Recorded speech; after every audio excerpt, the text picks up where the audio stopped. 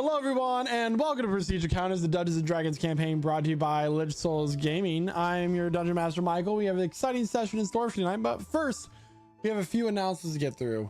A lot of the music you'll be hearing tonight is brought to you by Midnight Syndicate. Midnight Syndicate is a music production group creating goth, horror, and fantasy RPG music that you can be using at your tables at home. For more information, go to midnightsyndicate.com or use the command !midnight in our chat for a clickable link.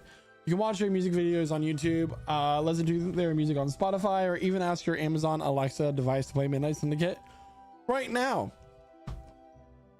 We have artwork. Artwork has been made by Jeremiah for all of our characters. To commission him, join our Discord at lichsouls.com/discord to be able to message him and commission him for amazing artwork. You give him monies and he will create the character art for you. Moving right on along. Happy Halloween, everybody. We are here in some of our Halloween costumes. We got a cat. We got Ken. I'm just Ken. We got Naoki. We got a crab. Dead Cram. A vampire. Boo. And Quentin. So right time, so on, so forth. And I, it's good. But I have been eagerly awaiting the session for the whole past 7 days. So let's go ahead and get on into it, everybody. What do you say? Let's get her done. Grab your drinks, grab your snacks, as we welcome you to our table when we begin tonight's session of Prestige Encounters. And here to tell us what happened last week in his very own words is none other than Renatus. Take it away. We stopped to rest for the night at an inn called the Hatchling's Nest. Though with our time growing shorter and shorter, there wasn't much time for rest at all. As everyone sat and enjoyed their dinners, a dwarven man approached us, a local jeweler named Thimnuid. He took notice to us being from out of town and welcomed the group with a round of drinks. He and Sinasha discussed their skills and tools, and then he turned his attention to me, wanting to see if I could, as he put it, cut up the rug at the ball that was happening the night of the meteor shower. Although I would have to say that he will be very much disappointed since I lack the knowledge how to dance. The group also realized that this could be my end during the heist, and that they still needed to discuss their own. Although I'm still not quite sure of how to feel about doing business with Contras. But what choice do we have? Hopefully we can find a way to get ourselves out of this contract he holds on us. The next morning after breakfast, we all head into the city seeking various wares. Emmeline and Sinasha headed off toward the local library, while Naoki and Thalia headed to buy fancy clothes for the ball, while myself, Razad, and Percy went on the search for weapons. Although some of us didn't have as grand of a time searching for weapons as the rest of us did. After our shopping ventures, we all met back up and had discussed everything but shit. Oh, cool. My recap decided it was going to cut half itself off.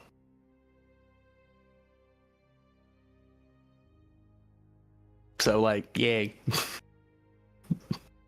The journal's no help. Okay, yeah, after we were done shopping, we all met back up, and that's where we are now. I am sorry. The party meets back up at the Hatching's Nest. After getting some clothes for the event, for those who need it, and You sit around a table, you rejoin, and from here, what would you like to do? Oh, we like, we did a whole bunch of like acrobatics in the middle of the street. I didn't know we could do it, but I think we might. Like, I don't know if you guys all remember that from last night. So, are we gonna go and do that again tonight before we're gonna get our in there, Percy? No, we feel like we shouldn't waste time. We should just try get in as quick as possible. Okay. So, this is the last night. We need to make sure we have our plan figured out of how we're going to get in, right?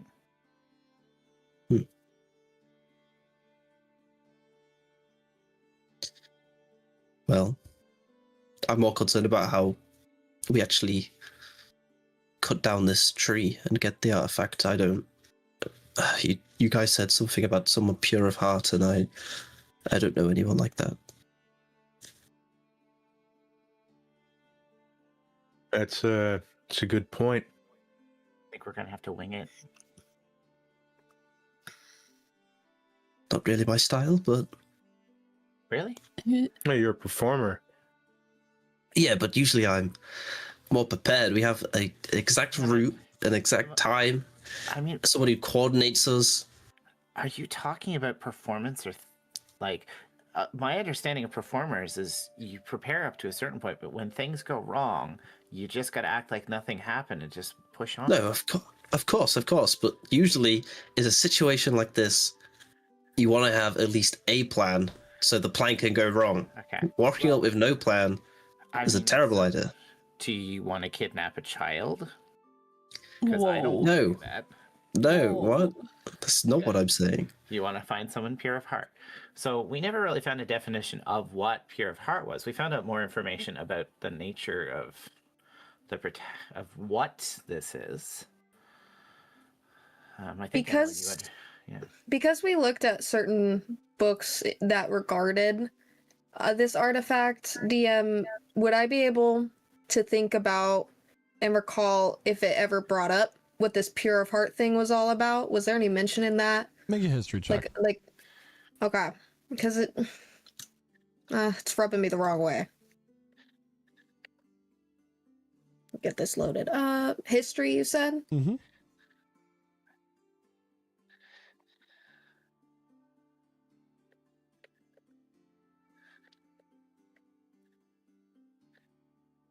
Second here. There we go. A 20. 20. Dirty 20. Reading through, go searching back through your mind and thinking about what you read while you were in the archive. Nothing that you read mentions pure of heart. Okay. Would that be something, my question to you all, maybe it's made up? Is it We heard something we that- think is the truth? It could be a lie. I was going to say that was my thought, to be honest. Where did this concept come from? Anyone in specific? I mean, you never. Again, I only know a little bit about. Is it in the contract? Yeah. Huntress told us. So, was he just doing that? I mean, I would assume that with the protection that with something like this, that you'd have some barrier, maybe a protective spell, or. I can analyze it when we get closer, but I honestly can imagine that they'd put wards on it. I mean, I could be wrong. And what does pure of heart mean? You know, is it an innocent heart? Is it someone without impure thoughts? Is it a virgin?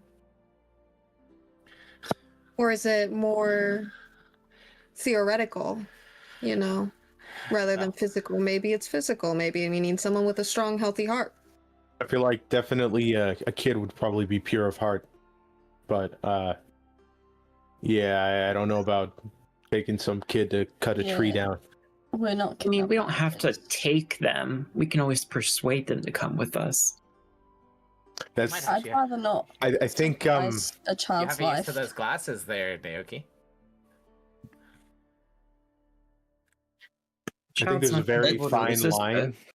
for taking and convincing when it comes to a child. So I'm kind of gathering You weird. keep pure of heart. You're evil. Pure evil, did you just say? Maybe he's part of the. I mean, you can't judge a book based on its race. is that how that goes? Have you heard the things he said? Of what he wants to do when he breaks the binds?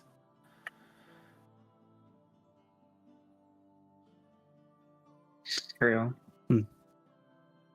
Why don't we go check out this place soon? It's getting late and we don't want to show up super late. We need to make sure So- we get our entry points set up. So some of us are going as performers, the rest of you are going in as with this Caterers. delivery. I think we approach the catering company and see if they need Yeah. any last minute help. Yeah. Do we want to split up quickly to do that? Those who are going in with the catering company need to introduce yourselves as extra labor, and the rest of us who are trying to get in as performers, see if we can pull off that angle. And if we can't, then We could do that. I do think that's a good idea. I need to ask the question. Are we committed now? We're doing this whether or not we want to. I think there's no time to choose otherwise. I can't think of another way out either. We didn't I find just- it out. I don't want to see him suffer. I can't see any of them suffer.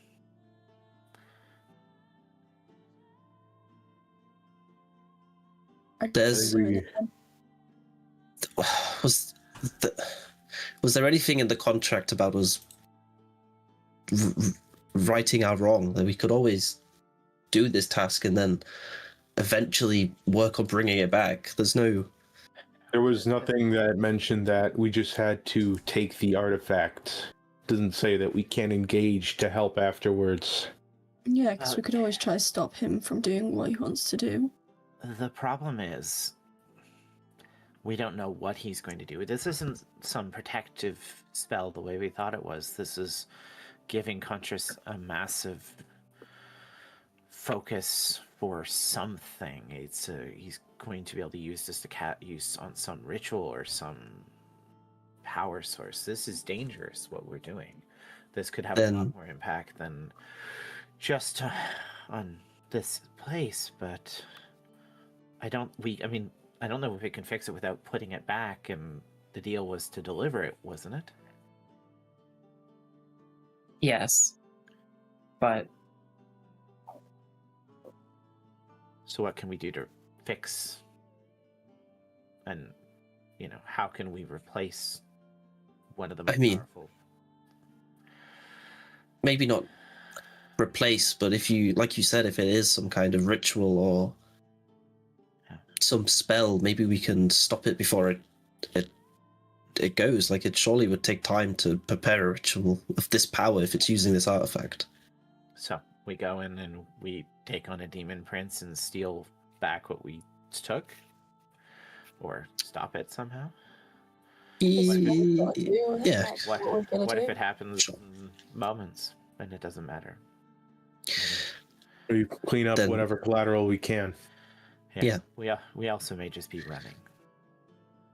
There's that True. possibility.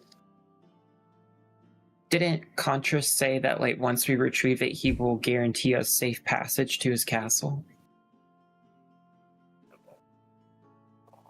I don't know, I wasn't there. Is that what he said? Is that part of the contract? Because if so, Somebody pull it wonderful, out. but also terrible. I mean, the contract is full of legalese. So, does anyone who was there remember that as one of the provisos? I read the whole thing. Safe passage to his castle is an interesting way to put it. it was more in the sense from my remembrance that he will know when we get it and he will come retrieve it, or he'll bring us to him to get it from us. Something of the sort. That sounds terrible. So Yeah, you I don't doubt that somebody like this is probably going to, as soon as we, retrieve this thing, as soon as it's even in our hands, I don't doubt he's going to do a nice fancy rug pull, because our deal is met, and then take it from us right when we are surrounded by people who want to kill us. And make it very clear that we're the ones who did it. But we can deal with it, I think. It's okay. None of us have shared our family name who are influential traitors, so. Feels like a dig at me. Wow. Yeah. I was just gonna say We've all overshared. that. Not me. I mean, we don't know anything about you. I only know where you're from. Exactly. Yes, you were saying something, Percy. Yes, from what we do know, if we take the artifact, it could drop some of the power of the veil, so some of the gods might come to our aid that are more likely to see favor upon us. Is that the case? Well, isn't it? Didn't Ruar I'd hope. send a number of devas to try to kill us? Not Yeah, that but long ago. we ignore them ones. Do you think that Kresna's going to be all that happy either? You're just thinking your god will protect us.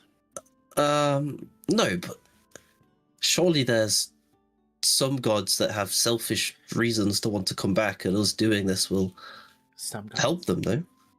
I don't know any off the top of my head, but I can presume, no? Hydro, for one instance, even if we did fuck with him, he might come help just for a second as a thank you, maybe, or Tora might come help. There you go. You're going to go to Tora. Yeah, I mean, he's my god. I cannot. Ah, he's your god. You worship him, but he doesn't worship you back. Oh. But being unfavored in the eyes of a god, I can't exactly say I feel like I've been favored up to this point in my life. So, maybe it gives us some trouble down the line, but I mean, shit. We've encountered some pretty messed up stuff to this point. I feel like we could handle whatever comes to us. Sure. Maybe. Hopefully most of us will make it out of it. I'm just saying, if we go through with this, we have the potential of cleaning up what we've done. But if we don't, then everybody's loved ones is guaranteed taken by Contras. Richard. Aiken That's a good point. He already told us what he was going to do. Look at this Diablo. Bring him back, kill him, torture him, bring him back over and over and over. I won't do that to my parents, and I won't do that to her, but I'm not going to be happy no matter what we do here. I'm doing this because I have no choice, not because I want to. Right. Maybe we'll be able to fix it, but I don't think there's anything we can do that will repair the damage we're about to do. Less we linger on if we should do it, and the more we plan on how we can do this effectively, That's right. the more time we have to actually try and clean up afterwards. Okay, so let's try to make our inroad again, if that's the plan, Percy. You try to get a connection on the delivery company, or do we do this all in the morning? Because it is... No, let's go now. Okay. I mean, I'm going now. You guys can join me if you want or not. You could sleep. I don't. Are we getting in our performing costumes? And what did you get us? Can I help using a disguise kit, which I have proficiency in, to make these performance costumes look extra good? I think they already are. Oh, they're already extra good. And at this point, Naoki and Talia reveal the costumes that they bought, and they look ridiculously expensive. The materials are some of the most exquisite and best known silk in the land. There are actual gemstones sewn into them, precious metals, dyes that are quite expensive as well. They look stunning. I have to say, I've seen some exquisite work, and this is top tier. How did you afford that? Oh, we didn't even have A to ladyship pay. paid for it. Yeah. Who? Sorry, you didn't explain this. Her ladyship. We met her at the clothing store, and she paid for it. Sorry, to be her ladyship of what? This place. What? Yeah, she was in the store at the same time. And we Of just this place? Make a history how check did- there, Mirth. Naoki. With I think advantage. I've got that one. Well, I like I got it when that the one. dice help us. oops. I'm gonna drag my character onto where I she's just from. remember free clothes. Meanwhile, you hear a Emmeline, you hear a like scraping sound, and you look down and you see Eggy chewing on the wooden leg of the table like a puppy would. Enough of that. Enough. She'll kind of tap him on the head. Stop. Here, let's redirect you. And she'll just kind of hand some of the food that she's snacking on over to him. This is what we chew on.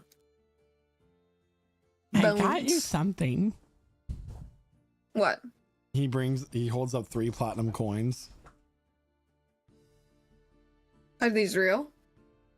I got them from him, and he points over to a drunk merchant 3 tables away. That's what I'm talking about. Let's go, Eggy. Here, you can keep one. Don't go too crazy. 16 on the history check. It was Lady Deomirth from the city of Frilmere. Oh, there you go. Not bad. She was with the captain who, Not bad. Mhm. yeah, who arrested it and then gave us a job. Mm-hmm. Huh. She was like, you know what? Free clothes. Put it on my tab. And you got the ball. At a celebration. Yes, we did, actually. Well, we'll reveal that later. Sorry, did you inform her of our presence to be within the ball? Did you tell her we're going to be there? Maybe.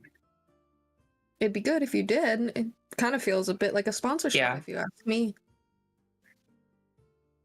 I mean, we did, because we informed her that it was to celebrate you coming back to life. Yeah, we did mention to them we weren't going to go to Kiradel right away, so I mean, Mm-hmm. So what do you think of the clothes, guys? they're great. I see that you kept to Just- the exact measurements that I gave you. Yep, handed the tailor your exact measurements, and he took care of the rest. Yeah, nice. Okay. Did so- you acquire the work rags and whatnot? A simple tunic, pants. Sure that whatever we do, if we get in that catering company, we can expect they have stuff for us to wear. It's usually the You think case. so? Yeah, Yeah, I've done a never worked couple of like I've done a couple of food related jobs back in my younger days. Okay. They like to provide uniforms, don't they? With They do. certain things. They always underpay. Mm. I wouldn't know. I wouldn't really either, but that's what I hear. Mother says you're supposed to tip them well.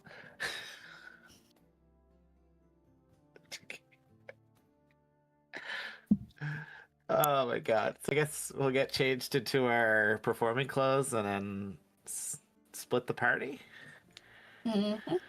I suppose All so. right. Who is going to the caterers? All right. And who is going to the performance area? What is Renata's doing? He's the inn. That's a good question because I already have an inn. I'm not having to do anything. So Go meet with your boyfriend. I guess I could go talk with the jeweler, I guess. That's not gonna go well. Keepsake. All right. So we will start with the Gluttonous Troll Catering Company, which is Rosad, Emmeline, and Talia, I believe. Mm-hmm. All right. And Eggy. So you begin to walk down the street following the directions of that you've been given to where to find this company by asking people around, that sort of thing. And at this point, it is getting mid-evening as you approach this nice stone built, kind of looking a little bit like I'm trying to say a well-established inn. The masonry is done well. There is a nice outdoor patio area, signifying that they do in-house restaurant service and that sort of thing. And as you walk in, it is a very fine looking establishment. There are chandeliers hanging from the ceiling, artwork along the walls. All the people that are serving are well dressed and presented well. And you notice that there's no staff talking to each other either as they approach each other, that sort of thing. Can I get an insight check from one of you? Whoever wants to do it. Who's rolling the best here? I think it's you. I'm only +3. You got a better chance than me, Megan. That's you. Oh no. Okay, I shall try. I have a +1. I have a +3, but Emmeline really doesn't know what's going on. 14. You're watching their body language as they walk by each other, and they don't seem to be doing any kind of like hand signals or anything like that to like communicate how they're speaking to each other or how they're like conveying things in the presence of the public. But then you see like how they are looking at each other here and there, making eye contact and like raising eyebrows, and you get the idea that they are speaking to each other telepathically. Seems right. like telepathy. Telepathy, all right. A silver dragonborn woman approaches you, spectacles on the edge of her nose, as her scales kind of come down her neck. They kind of turn to a slight blue, almost like an ombre, and she walks up. Hello, do you have a reservation with us today? We're actually looking for some work. For some work? And what kind of work would you be looking for? And she kind of looks you up and down. I'm aware that you are all catering for the event that's happening here, the ball for the media shower. If you need any help with busting tables and that type of thing, we're here. We're just looking for something quick so we can get some money in our pockets. I see. One moment. Have a seat over there. She gestures to some chairs along the wall. All right. Should I Go be take a seat. preparing references? Should I be preparing a list of places that I've worked previously? Should I be giving them my history? I think this is this type of job's more about showing that you can do it. Okay. She goes through a door And as the door swings open, you see that on the other side, it is like just white tile and silver, like almost metallic colored tables, everything. And so for moments, like you walk into like that pure environment, people hustling back and forth, and as the door closes, a few moments pass. She walks out, looks a little shaky as she does so. The head chef said that he would speak to you. Right. Should we just wait here? Don't follow me. Okay. Stands up and he begins to follow. Emily is Scott. quick in pursuit. Yep. We run in. You walk in, and as you walk in past through these doors, that silent, wonderful environment of the dining room floor becomes a loud, chaotic buzz. There are people hustling back and forth, people shouting at each other, orders being called out. It suddenly gets insanely busy, very hectic, very anxious, and you hear from the back, "What the fuck did I tell you? That is supposed to be julienne! Julienne! Not chopped, not sliced, julienne! Are you some fucking flump? Who do you think you are coming to my kitchen and not knowing what julienne meant?" A small kobold runs out the door crying. Not the front door, no, the back. Oh, and these must be the 3 fucking idiots coming in during my dinner rush, during my dinner service, and asking for jobs? Absolutely, I'm fucking idiot number 1. That's number 2 and 3. We're ready to Right. take that person's position. It would be so much better.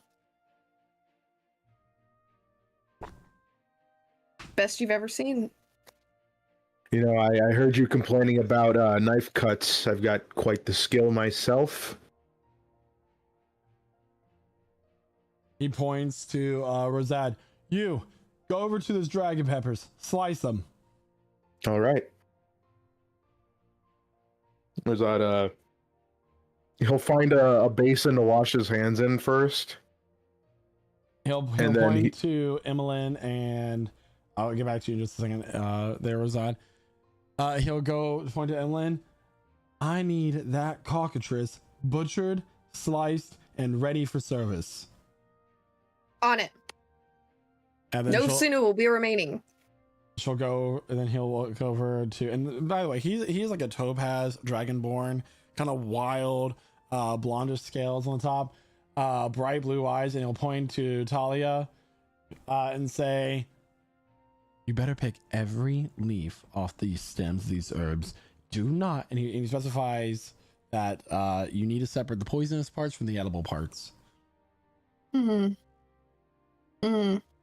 Got it. I will do my very best. So we'll go Somehow. over to Rosad.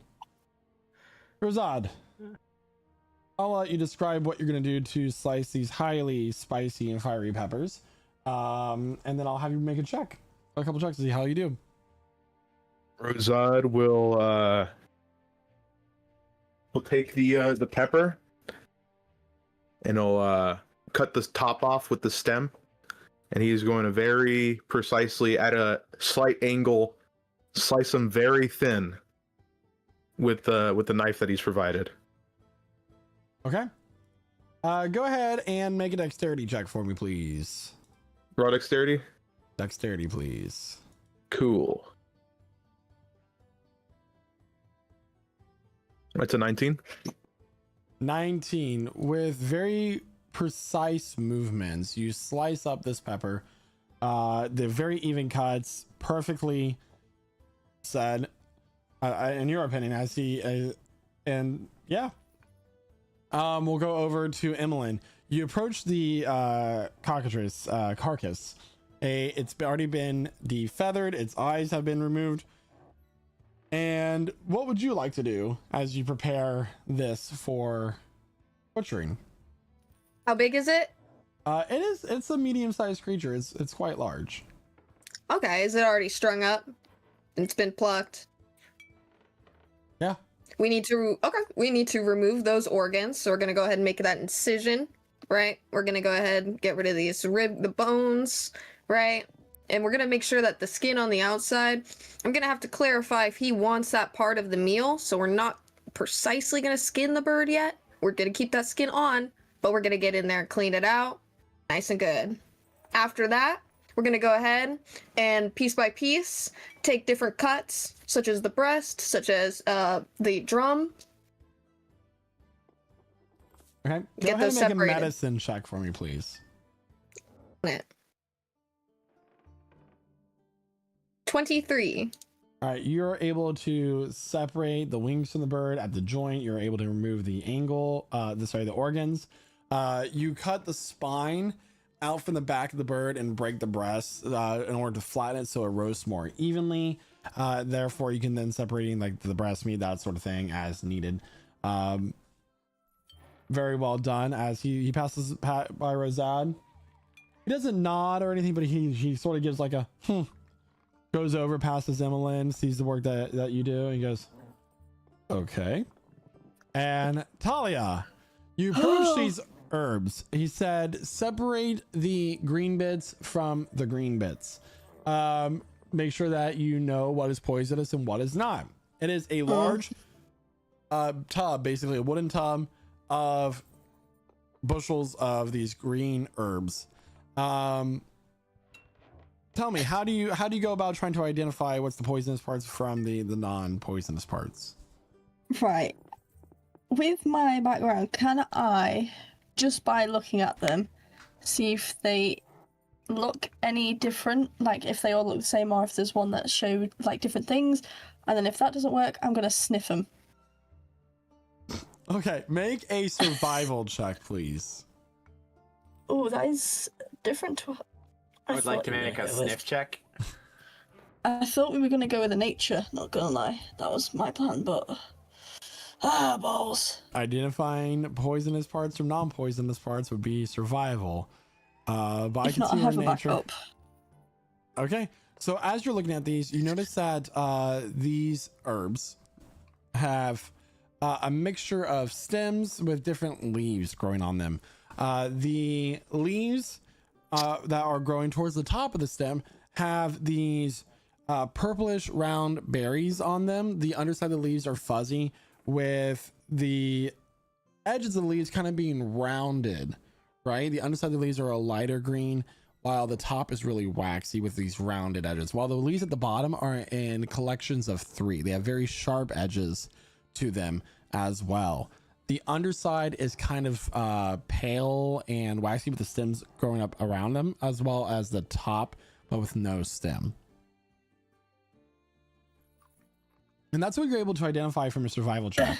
So from you looking around from all this, do you collect the leaves towards the top with the berries, or the leaves towards the bottom? Is there any way to identify what the berries are? Or is that part of the same survival check thing? This would all be what you get from that check. So I'm giving you a decision here to make as a player. Oh, no. Based off the descriptions I gave you. You have the Oh, my other plan was that I was just going to get stems? Kevin to try a leaf and see if he took any damage. You can do that. Yeah, can I get Kevin to try the bottom ones, please? Wow. So you pluck one of the collections of the 3 leaves on one of the bottom stems from this plant, and you give it to Kevin. Kevin eats this leaf and just bursts into a cloud of fog. Okay, I'm gonna bring him back and just to try the top ones. Okay. He takes the leaves that you've collected, and he looks at it. He examines the leaf very carefully. Nicely done. Oh. He looks at the 3 of you. After, if you do this takes a couple hours to go through this. You just do one after another, a collection of herbs. You cut many peppers, all sorts of vegetables and fruit, by the way. And you are continuing to butcher and separate these cuts of meat throughout the entire remainder of the service. Right. You'll be there for dinner service only. Do not be late. I want you there right before sundown tomorrow. Do you understand? Yes, chef. Mhm. Yes, chef. Yes, chef. Right, you 3 fuckheads, get out of my kitchen. Yes, chef. After Yes, you chef. take out the trash and mop these floors. Oh, okay. Of course, chef. Moving on. We're gonna go over to Sanasha, Naoki, and Percy. You head back towards the central district of the city, taking the transportation that is provided to you, and there you are at the near the courtyard of the central tower, the tower that stretches high into the sky. What would you like to do?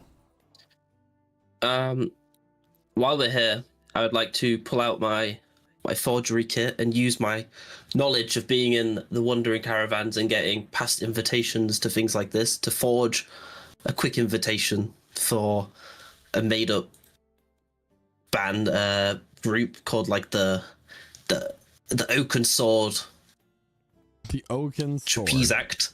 The Oaken Sword Trapeze Act. The Oaken Sword Trapeze Act. All right. Yep. Hey, boss.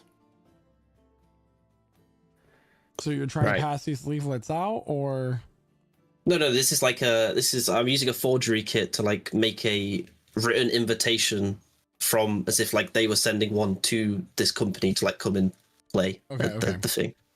so If you get what I'm saying. go ahead and make an investigation check as you're trying to observe these invitations, these documents that are handed to the guards at the gate from these different acts coming into the area for the party. Investigation. Investigation. We help? Or... 50. Yeah, you can help. Yeah.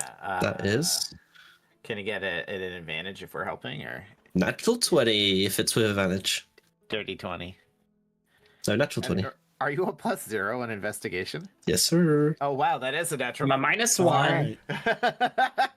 All right, so you get a really good idea of what these invitations look like, and you take your forgery kit, and you feel like you do a pretty good job at this.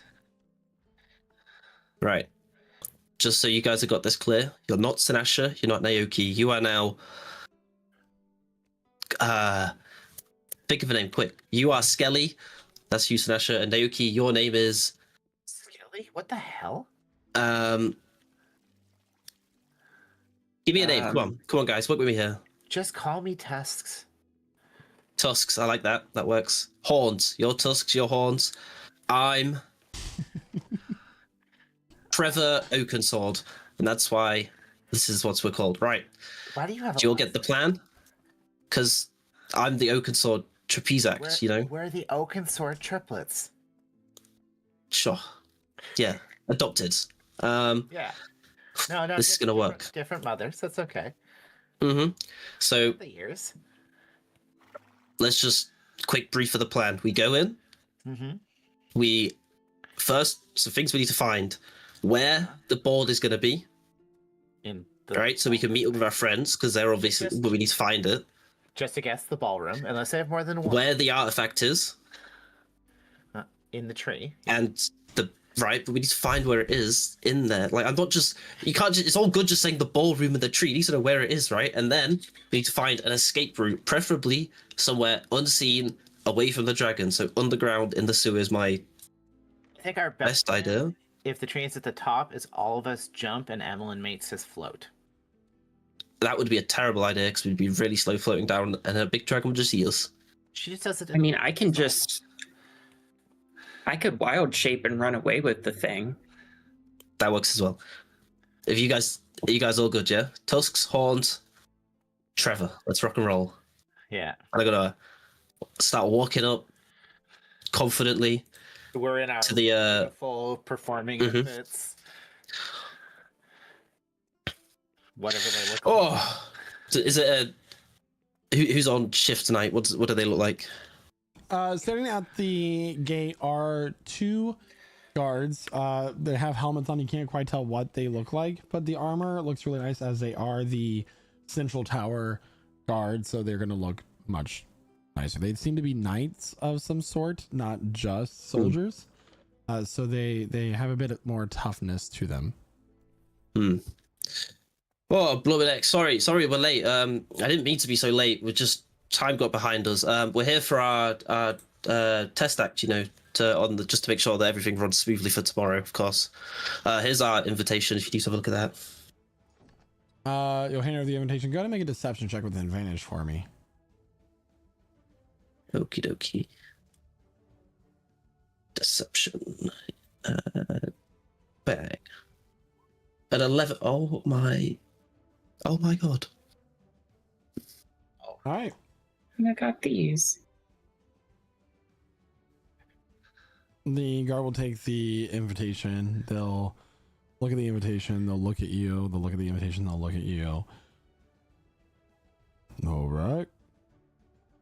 The Oaken Sword Trapeze Act, eh?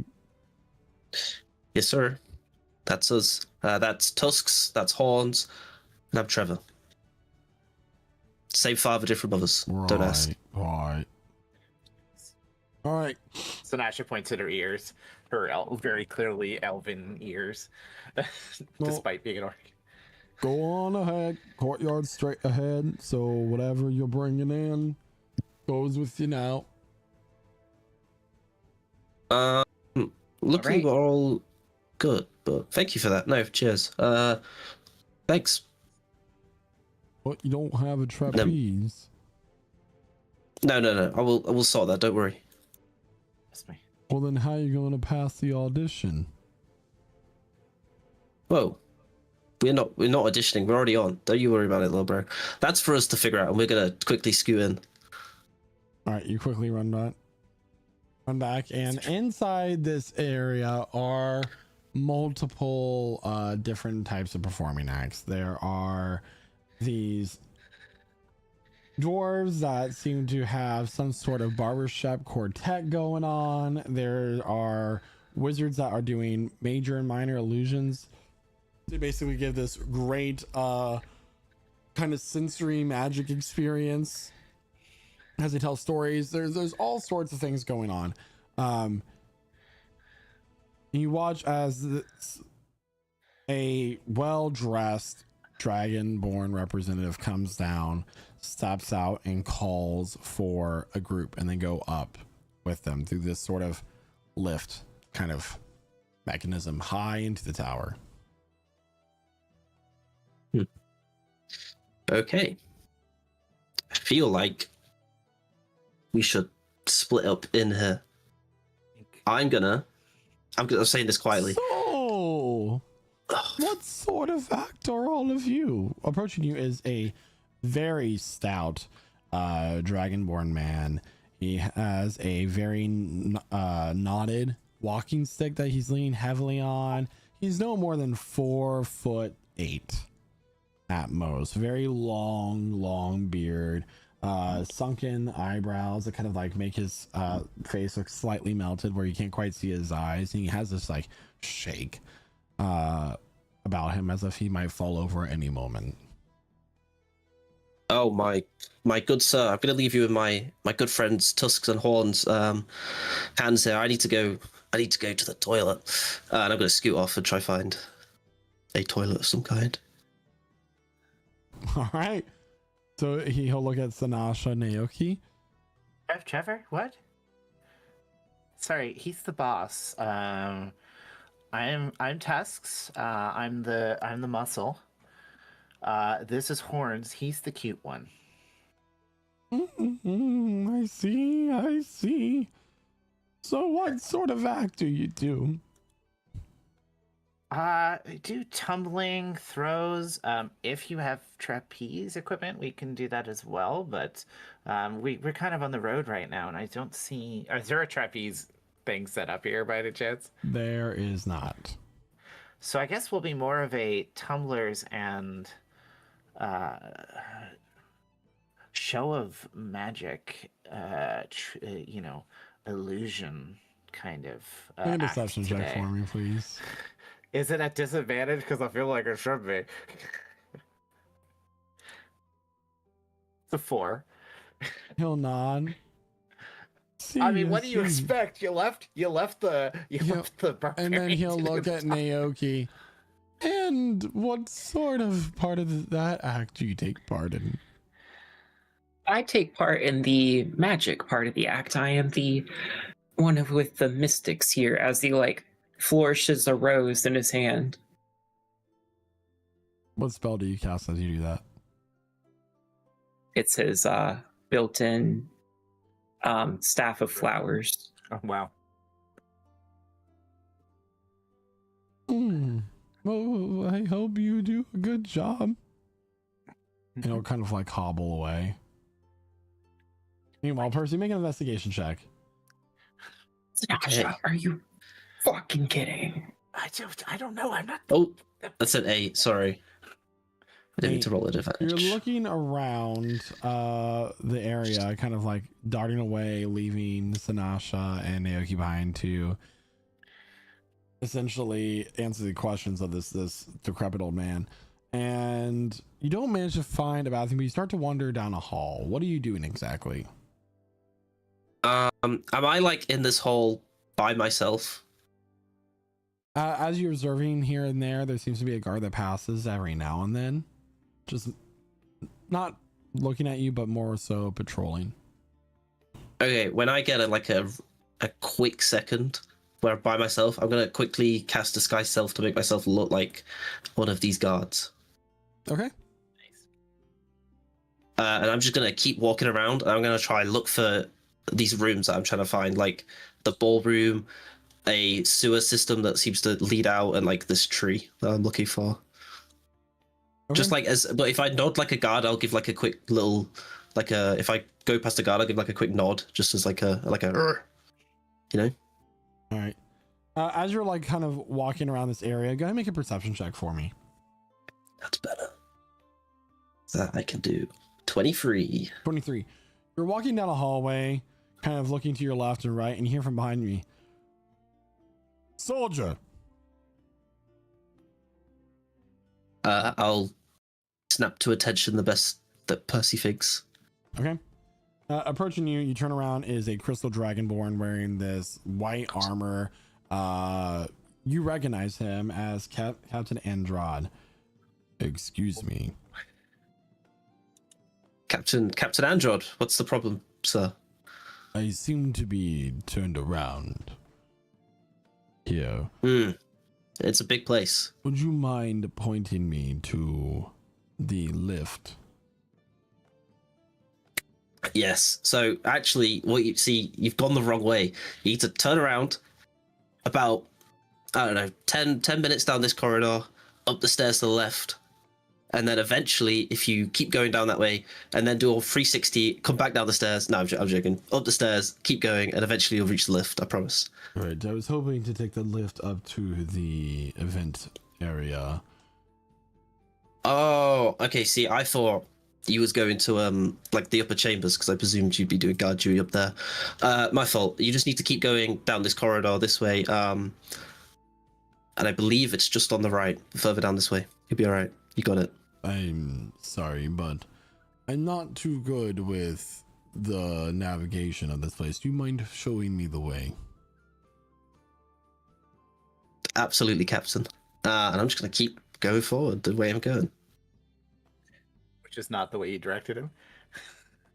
No. That was the other lift. This is the proper lift he needs to go to.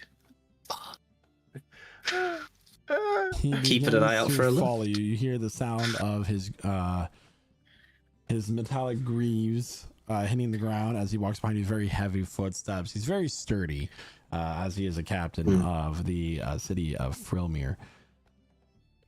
As you're walking, it's about 10 minutes of walking that you do. Are you sure that this is the way? No, honestly, Captain, I'm going to be completely honest. I wanted to try and press you. I've been trying to get on guard duty for the tree for a while, and I thought pressing you here would do that. But obviously I'm brand new. I'm not actually from Quiridel, so Make a I deception don't know my check. way around.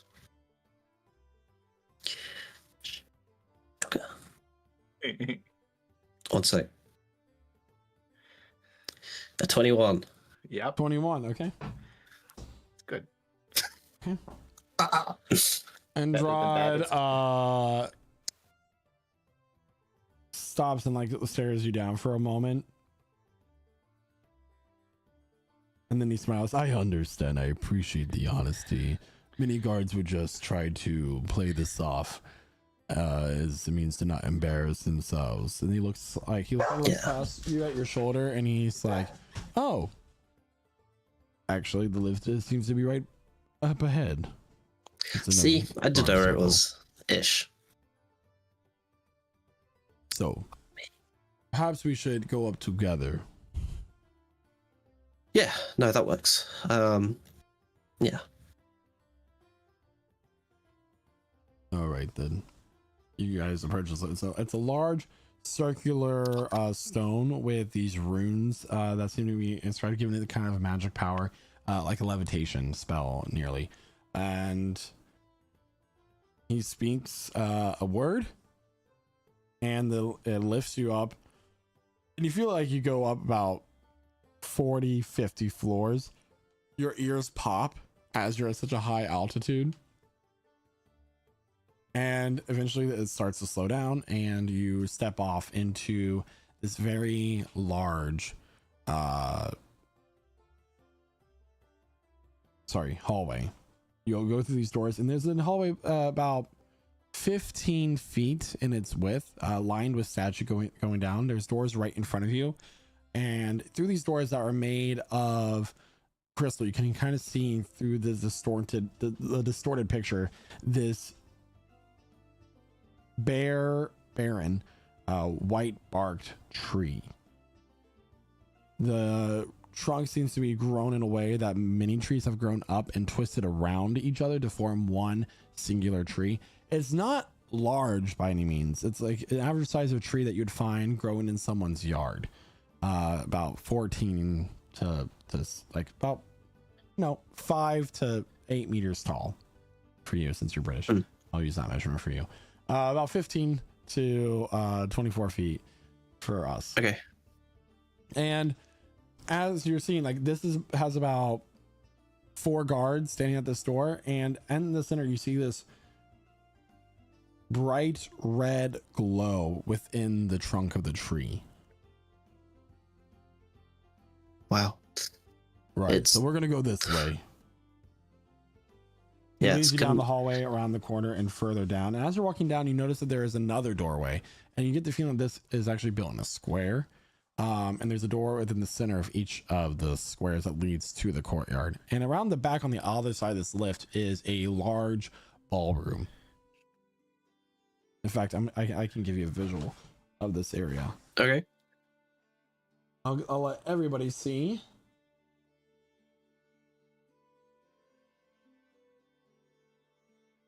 Oh. Ooh. So you entered in through these doors here from the lift, right? Yeah. Let me zoom out on the stream view. I have all your tokens here already though. So you kind of exited out from this, and this is the door of which you saw the 4 guards standing, and you were led around the left where you saw 2 more guards here.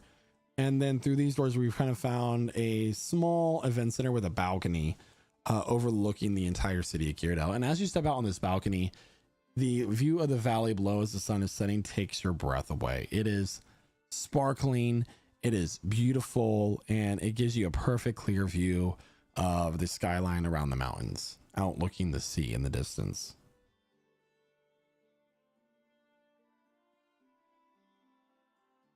This city is beautiful, no?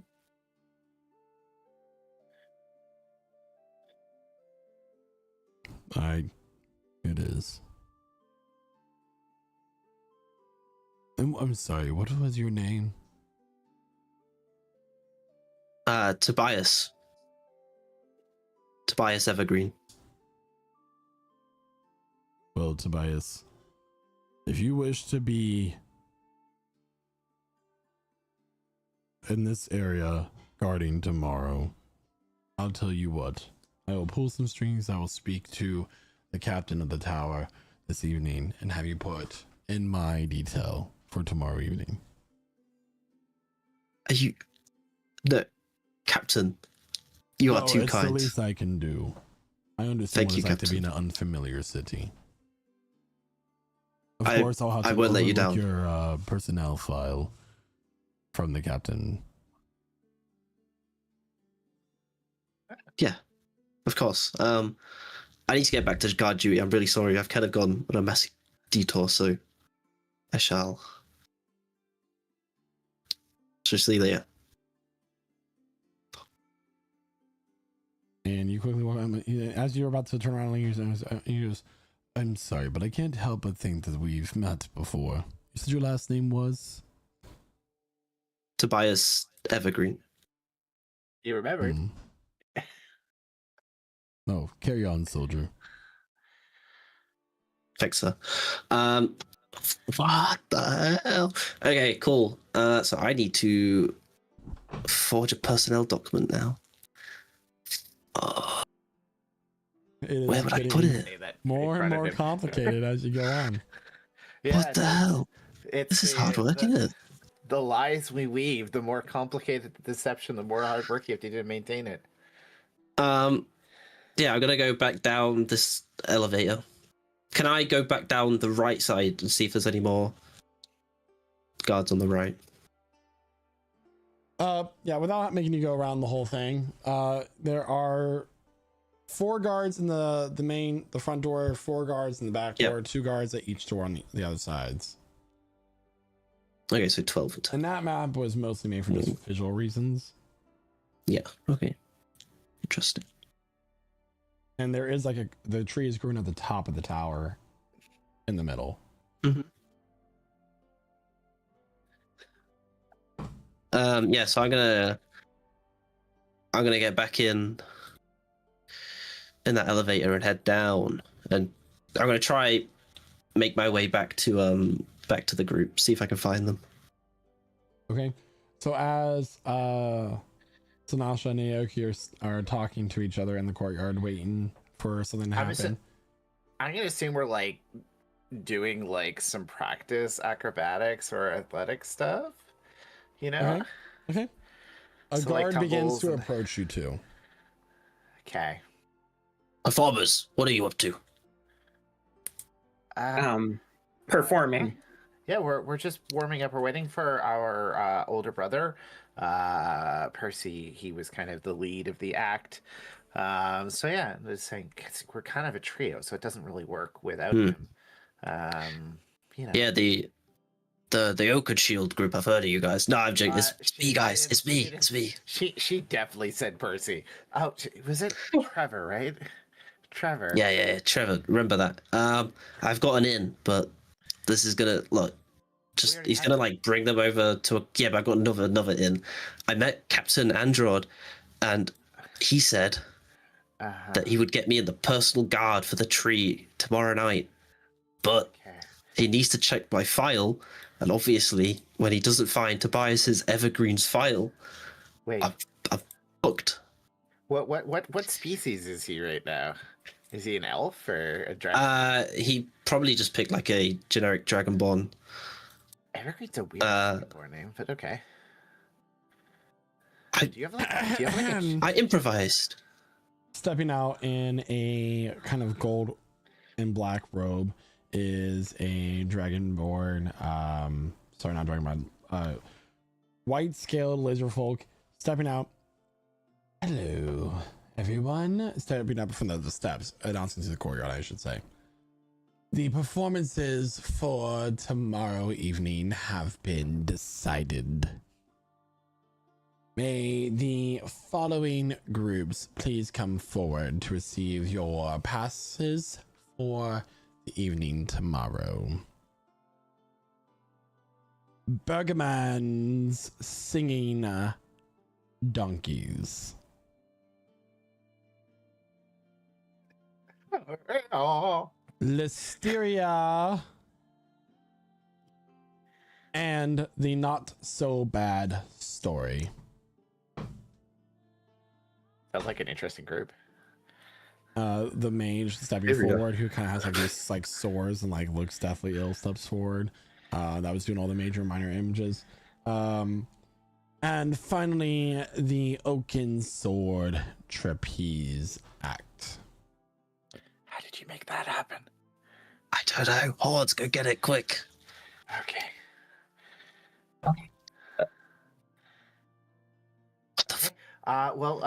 Horns, step up and get the pass because I'm really bad at this. Okay. Okay. I'll step I up with just you, but I won't step talk. up to it. As you know, the Listeria and the not so bad story steps away with the scroll with the gold ribbon around it. Naoki, you step forward, you take the scroll. His Brilliance is expecting great things from you tomorrow. We'll definitely make sure to not disappoint. We will thrill. Why are you still Thank sitting you. here? Go on. Walks away. The rest of you may go. In the back, you see an elven girl, short, brown bob. This was supposed to be my chance! I'm a star!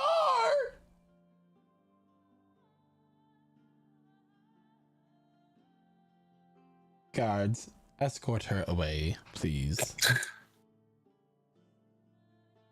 You may continue.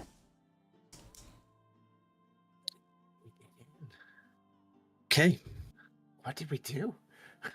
I I think our performance last night got their attention. good stuff. Yeah. What do I do about this file?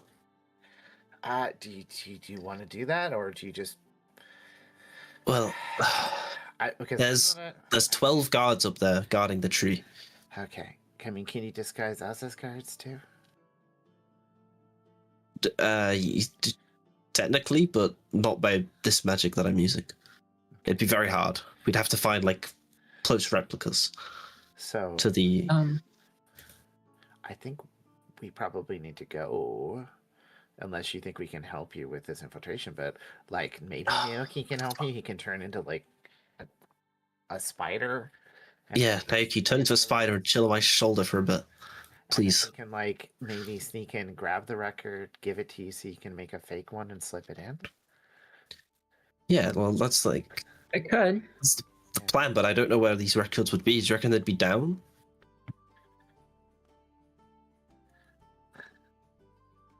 I don't know. You want to go down and slip a file in? That's what you're...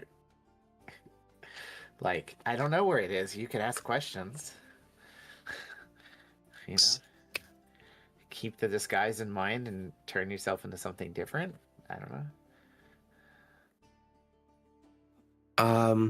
I'm not the deceptive person here. Like, I don't know what to do.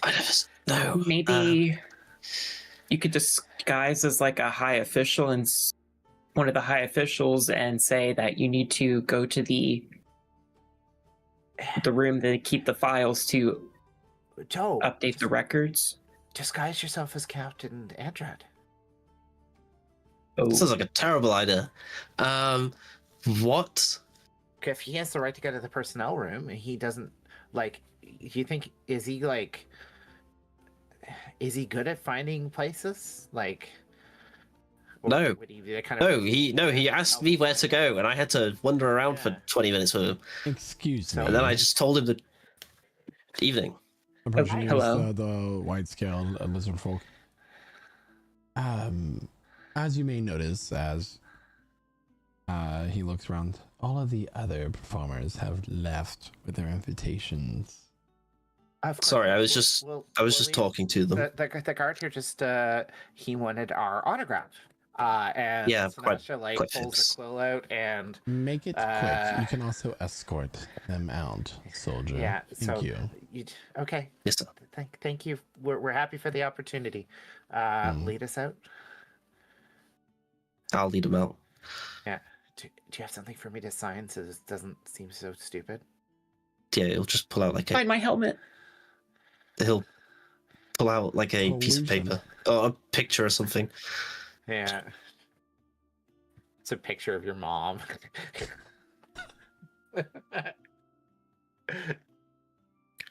Cool. Your mom's kind of hot. What the hell, man? Fuck. I guess. And I Percy, guess. do you go back or do you stay and leave? Why don't you take? You get Naoki turned into a little spider. Yeah, Naiki, could you turn into a spider and come with me? And I'll take the. We won't be I long. could do that. Yeah. Thanks. And I'll Do it outside. Let's go into a corridor and do it. Okay, you two go into a corner and do it. I'll be outside. Holy fuck. Anyways. But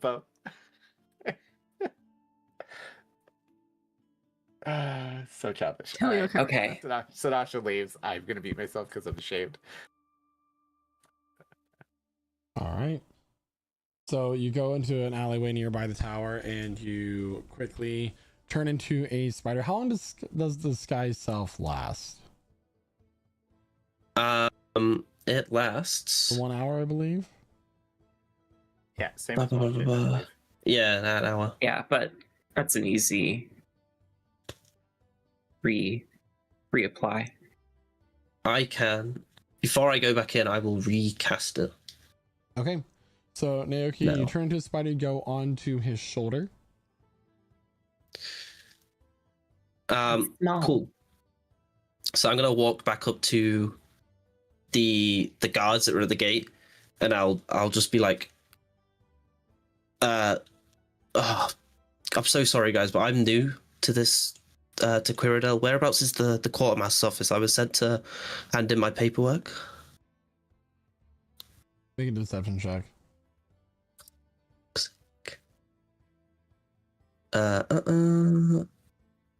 23. All right. Right. Well, you just go into the courtyard to the lift, take it up to the 24th floor. Okay. Cheers. Thank you. Appreciate that. And then I will follow those instructions.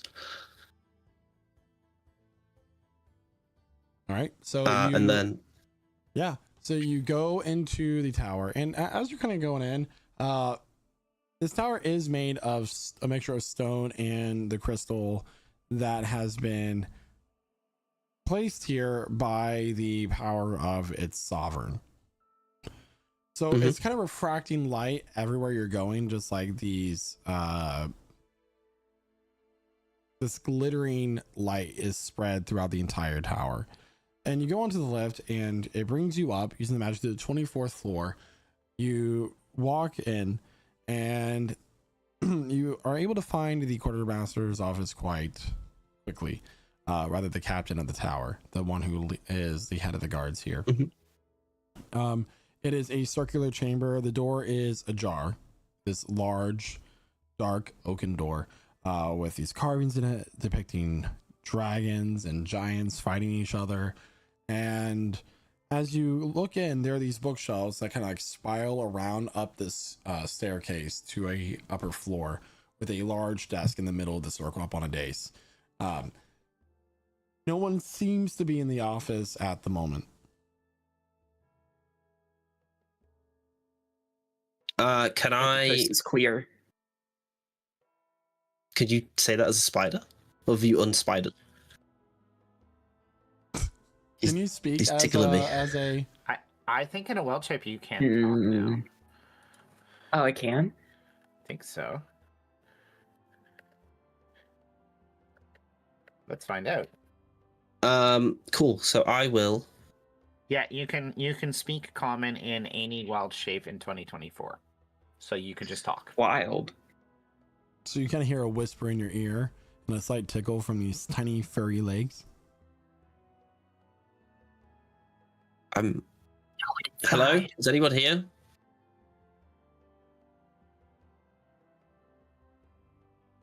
Okay. Let's go in. What the fuck am I looking for? I'm gonna try and find just any guard profile, like just a generic guard profile of anyone in the tower. Make an investigation check. Okay, I can't help you. that's not cool. 18. So looking around, you find a filing cabinet with a number of paperwork, documents in there for the guards that are working there and their assignment areas, that sort of thing. Personnel files, essentially. Yep. And then I will pick any random one out, wang out a piece of blank paper, copy across Tobias Evergreen, blah, blah, blah. And you begin to hear the sound of stone grain on stone as the lift goes down and begins to come back up. You start to hear voices. No, I assure you that I meant Tobias Evergreen earlier, and I would like him in my detail. I hear him. Yep, I'm working on it. I'm gonna make a sleight of hand check. Yes, sir. 26, natural 20. Oh my god. So you I'm rolling like a beast. you very quickly finish the forged document and place it back into the filing cabinet in its where it's supposed to be filed. And as the door opens up, you see a small gold kobold with Captain Andrade walking. Oh, Captain, I didn't expect you to come here so quickly. I was just coming to make sure all my paperwork was in the correct place. I didn't want to miss out on the opportunity, but you know, I couldn't find the clerk or the quartermaster. Sorry. Marching right up to you is this gold giant with a fierce look on his face. He has a little bit of gray on a beard, with one of his eyes has a scar across it.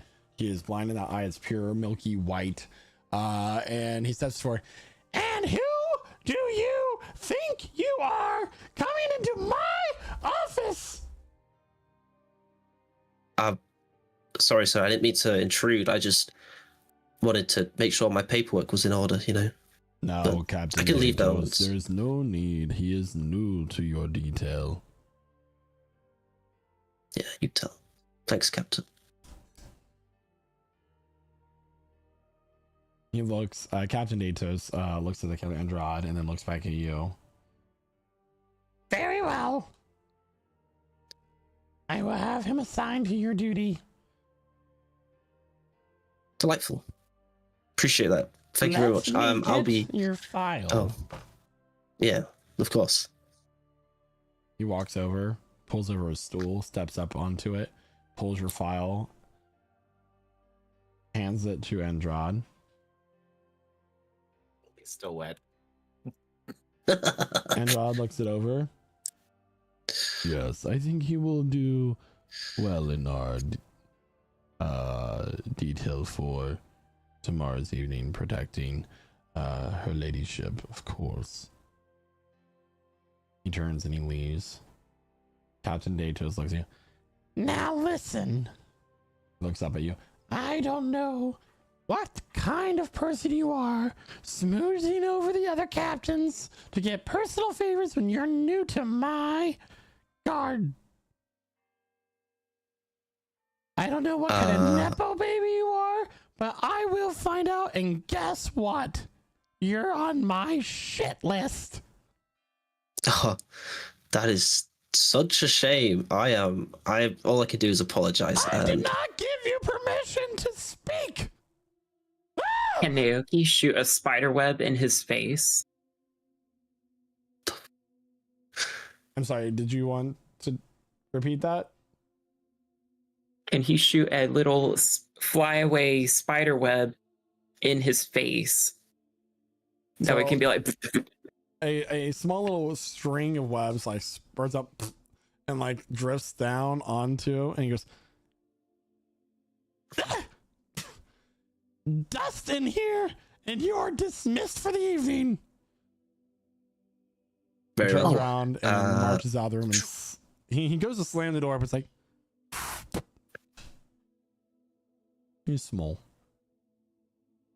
I'm gonna skedaddle as quick as possible. Percy and Naoki quickly go down the lift, and after Captain Datos uses it, and leaves and begins to head back towards the hatchling's nest. Meanwhile, Renatus, Oh boy. what are you doing? I guess I'm still out in town. I was gonna go look for the what's it called? The jeweler. Okay, so you're gonna head to For Keep's Sake. Yeah. All right. So you begin to head towards the district as your other companions are leaving the hatchling's nest towards For Keep's Sake. You open the door, the bell rings.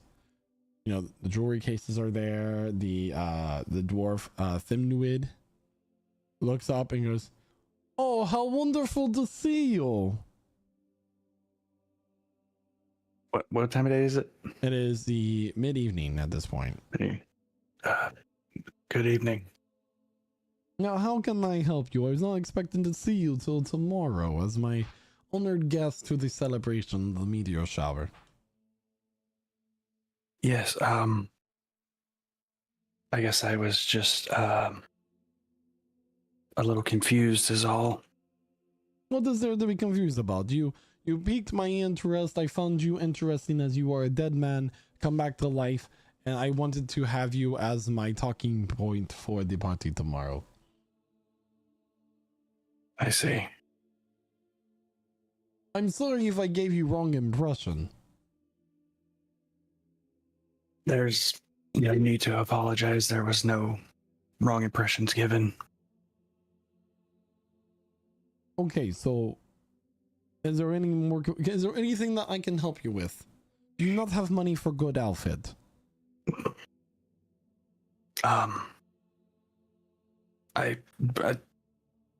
I was just planning on wearing what I have on now. No, that cannot do. We can get you can wear your armor on. I will need it polished, and I can get you new cloak and tunic. It looks very dirty. I'm sorry. I do have a reputation I have to keep up. If you insist, but I must keep my what's that thing called? The thing that holds his cloak up. Brooch? No, not a brooch. Okay. I can't remember what it's called. Anyway, basically the sigil of your goddesses. Yeah, that thing. Yeah. I can work with that. So over the next couple hours, he brings out these tunics that kind of like go well with the paleness of your skin. A very nice it's a black fur cloak that kind of comes down. You look at it and it gives the resemblance of like a black owl bear cloak that you're now wearing, and it goes well with the look. It's like kind of like, think of like if a snowy owl, if the black and white feathers were reversed. It's black feathers with the white occasional dots. It goes well with the silver emblem. Your armor gets polished. You get new leather straps that go across your chest, new boots as well. Basically, all of your stuff becomes finer material and much cleaner appearing.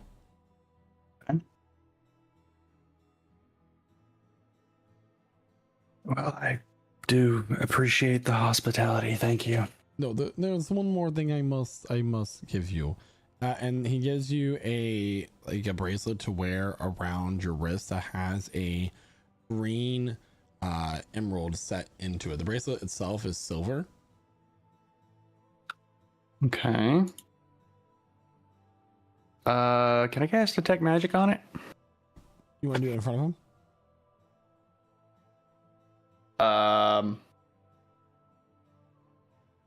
You know what? I'll wait. Okay. I'll gesture toward the bracelet. Thank you. I'm not much for accessorizing, so. I understand. I did not, and once again, I mean no offense. I do not take you as a man who has much money, if I'm being honest. Again, no offense is taken. Well, No, I'm In not. fact, you can keep everything I give you. I thank you for the generosity. No problem. And I understand that you might have gone place. They told you that was too expensive for you, but you can go back to them and say, big mistake, huge. I'll be sure to pass that on to them.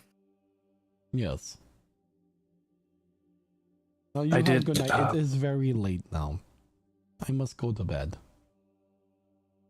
All right, you have a good evening. And he will start to take his leave.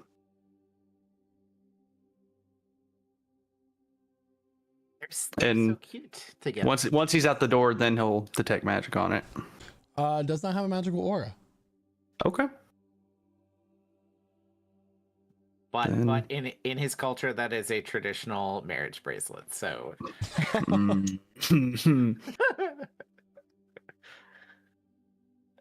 So the party, everybody kind of like begins to filter into the hatchling's nest together, one after another, and reconvenes in a table towards the back of the tavern. Zygar is there tending the bar once again for this evening. And as you all have now drinks in your hands, you've ordered food to the table, you all can deduct 3 silver from your inventories for your meals and stay for the night. 3 silver. Who has silver? Is that like per person? Per person.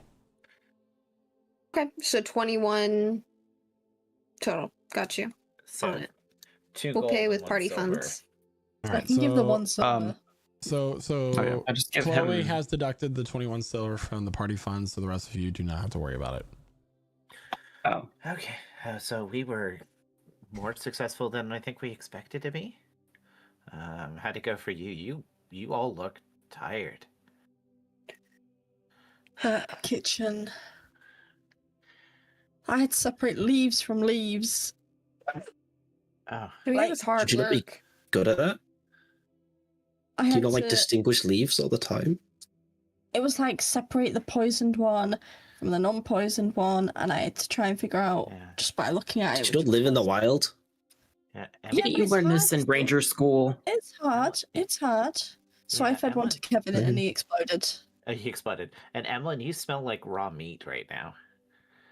I was breaking open corpses all day. So normal, but food. It was strangely familiar, but what a stressful environment. I'm used Yeah. to peace and quiet. He was Yeah. horrible. Yeah, sounds like a little bit of a Hell's Kitchen. He made some guy cry and run out. Good night, everybody. Good night, everybody. Yeah. One who ran away wasn't fit for the kitchen, I think. Oh, Oh no. Can't handle it. can't take the heat. Get out of the kitchen. Bro.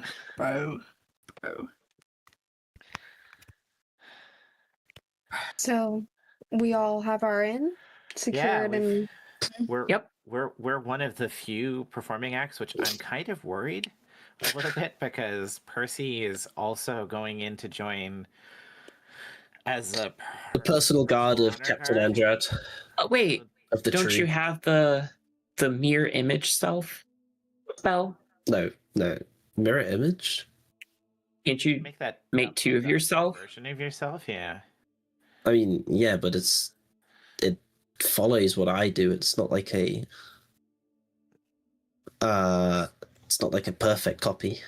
And are we going to be performing at the same time you're doing the guard? Because it's just going to be Naoki and I. And, I don't know if you noticed, we are not very good at tricking people. Well, we should be out by then, hopefully. We'll make up for it by talent. With talent. Okay. Yeah, we'll do some like magic transformations and teleportation. do a flip. We shouldn't. You guys, I think we'll be on last. I've got a gut feeling. And if we're not, Last, I would rather be on. If we're on earlier, we can embarrass ourselves, get our heads cut off, and then while that's happening, you can steal the thing.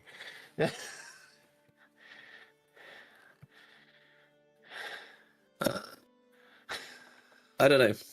Yeah, okay, whatever. I mean, what if they kill the acts that they hate? Maybe we're all just terrible acts, and we're there to be tortured. I'm a sacrifice. He set us up as a 3-person trapeze act, and now he's planning on doing something else. Look, an opportunity came and you said to improvise, so I did. I didn't. Trapeze requires equipment. We don't have it. Wouldn't it be such a shame if he broke his leg during practice and couldn't make it? Wait, could you break the leg of your copy? Pretend to break their leg? I don't believe Does that so. work? The copy's not physical. You just, I'll summon the copy and I'll just put my hand through it. And like it puts its hand through me. Can't you just It like mirrors what I'm doing. like you can't just fake it? I mean, I don't get how I would I don't do know that how without works. like it like Magic, I don't it know. follows my leg. So if I don't break my leg, its leg doesn't look broken. Okay. Well, they're wasting time. So you have your jobs as kitchen workers. Naoki and I are a 3-man / man and woman act with 2 people. And you are the personal guard of somebody, and Renata's, what are you wearing? It's what the jeweler suggested. Hey. Ooh. Looks like you're really hitting it off. Well, he made it very clear that he had a reputation to upkeep in town, so Yeah, let's say. Well, I mean, it's not every day you get to be arm candy of a, fancy jeweler. You're looking perfect for your next funeral, I guess. Yep. hopefully I... Wait, never mind. That wouldn't make any sense. Never mind. So we have our entry points. We have our alternate ballroom costumes, so we can hopefully not be noticed once we're in, and our gear will be in the bag of holding, assuming.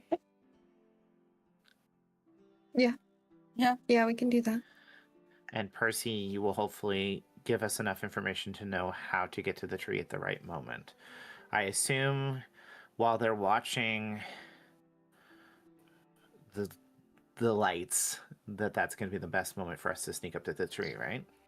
Well, see, I don't know how doable it is, but my plan was to, obviously, if I'm up there guarding the tree, I'll just hit some of the guards with like, God, we don't need all of us up here, watching this tree. I'm sure some of you can go down. Like, I've got this. Like, I mean, the meteor storm is going to happen. Can you see the sky from where the tree is?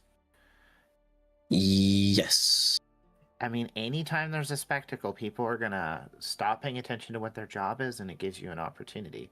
But the question is, is this something you're going to do on your own, or are we all going to make sure we're there in case No, you guys can get to the tree pretty quickly from the ballroom, and from memory, he's going to draw a little map going from his entry point in the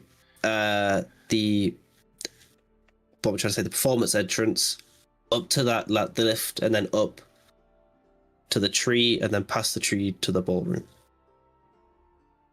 I can probably keep us hidden once we're there. I think before we all go in, I got to make a connection with one of everybody from each potential group. Mm. I think that's a good idea, actually. So we're now 4 groups, technically. So. Well, it's going to be me. I can connect up to 3 people outside of myself. Okay. So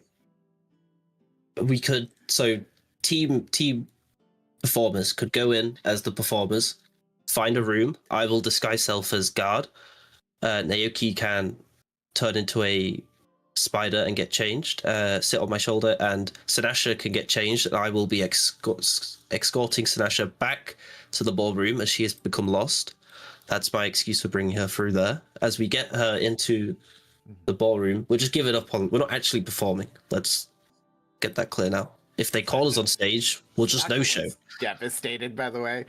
Sinasha looks generally sad all of a sudden. I mean, you can perform if you want, but like, I think we shouldn't. Okay. We could do it another time when we're out of this scot-free. We may come in and find out that we're on first. Then we just ignore it. You say we got to get ready, and that's not our fault. I've got to say, I am a tall, muscular orc woman. I will stand out. That's why we made your Figure it out. ballroom outfit enough to kind of hide that muscle. Oh no, that doesn't work. So, when are we meeting up with team caterers? How are you guys getting to us? So obviously we can meet. There's plenty Renato, of ways we can do that. But you know, we can also figure that out as we go on, because I'm going to be able to make that connection with you all. Maybe I can make a nice suggestion. Bring some food up to the hungry guards that are guarding the tree. Maybe something like that. Like it. If he That's shouts good- at me, I good could thinking. just cry and run out So like the other guy did. as far as connections go, I'm going to have to make a connection with you, Percy, Sinasha, and Renatus. I would just say, I mean, I've been to nice restaurants, and the cooks always go for smoke breaks in the middle of service for no reason. Oh yeah, where do you think I started smoking? Okay. Maybe it's the first time I take up smoking. It's just burning leaves. There's nothing wrong with it. It's not bad for your health, right? It's bad for your heart and your lungs. It is bad for your health. Ooh. Then why do you do it? Makes me calm down. Can't damage my new heart. Okay.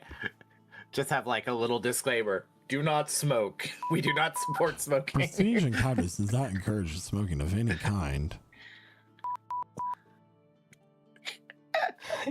Except for smoking large cuts of pork over applewood and hickory. We do So, support brisket. Yeah. As the party continues to discuss their plans for tomorrow's thievery, that is where we're going to take our mid-session break.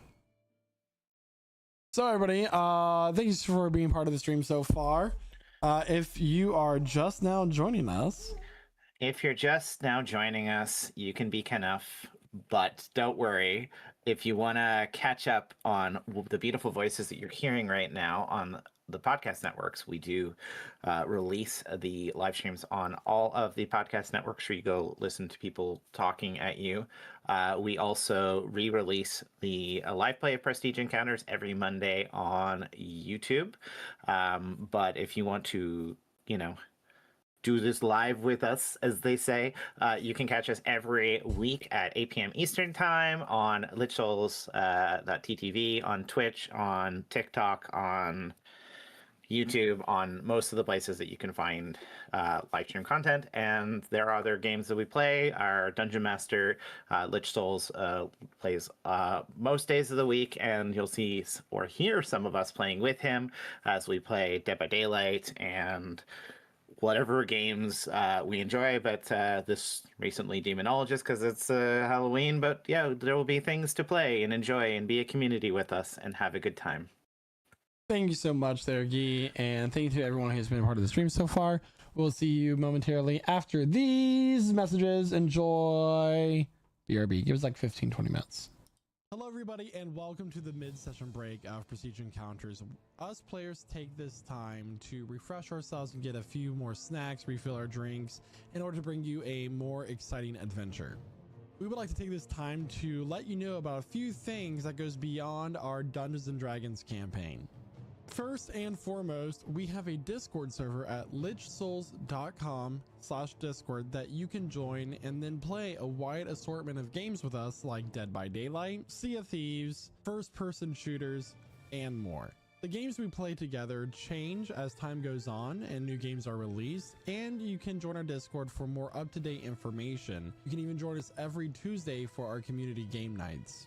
If you have Amazon Prime, you can subscribe once a month to one channel of your choice for free. Here at Lich Souls Gaming, we have streams that go beyond Dungeons and Dragons. Throughout the week, you can catch me live playing an assortment of games and even use your channel points that you earn during the streams in order to affect what happens in the stream itself.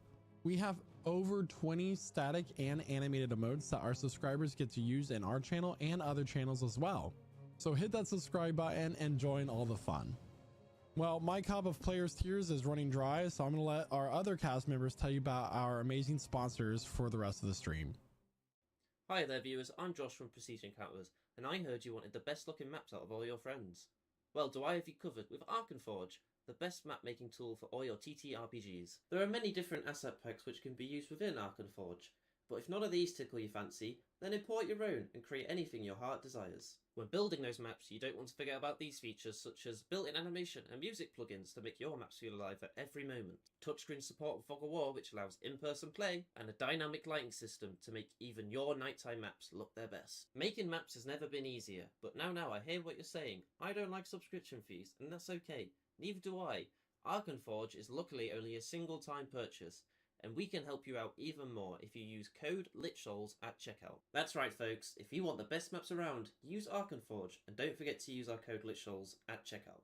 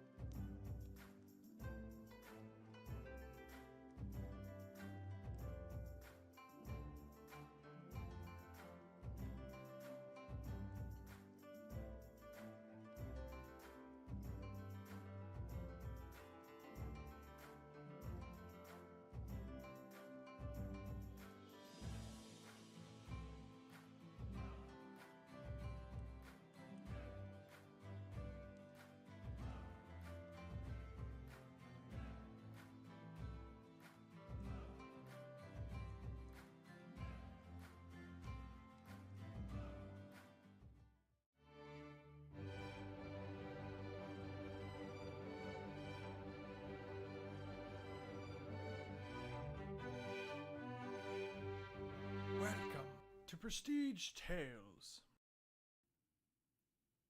Oh, hello. I didn't see you come in there. Welcome to another episode of Prestige Tales. Tonight, we tell the tale of the dungeon master who could. Once upon a time, there was a story of a dungeon master trying to weave a grand tale of heroes and monsters. While the prose was mighty, something was missing. Combat in its most epic form must come with epic music. Knowing that this was lacking, one day the dungeon master tried to create music of their own. Let's see what happened.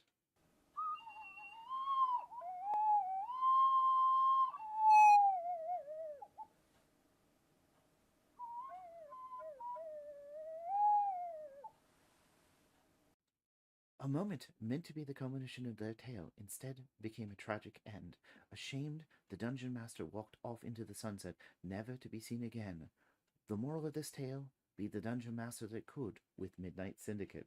Yeah, and you all hear an angelic choral movement surrounding Casimir, which does not fit this music that's playing right now, which is fine because it's lovely music. Midnight Syndicate are a talented musical production group creating gothic, horror, and fantasy music from your role-playing game at home. Don't be a natural 1, roll a natural 20 with Midnight Syndicate. These absolute legends can be found at www.midnightsyndicate.com on the YouTube, Alexa, Spotify, or Apple Music.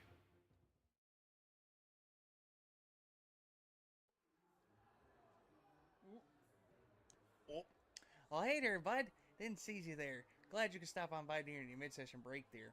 Oh, I'm just having a cold one and watching the game here in memory of my late cousin. You may have heard of the guy, Prestige Pete Peterson. God rest his soul.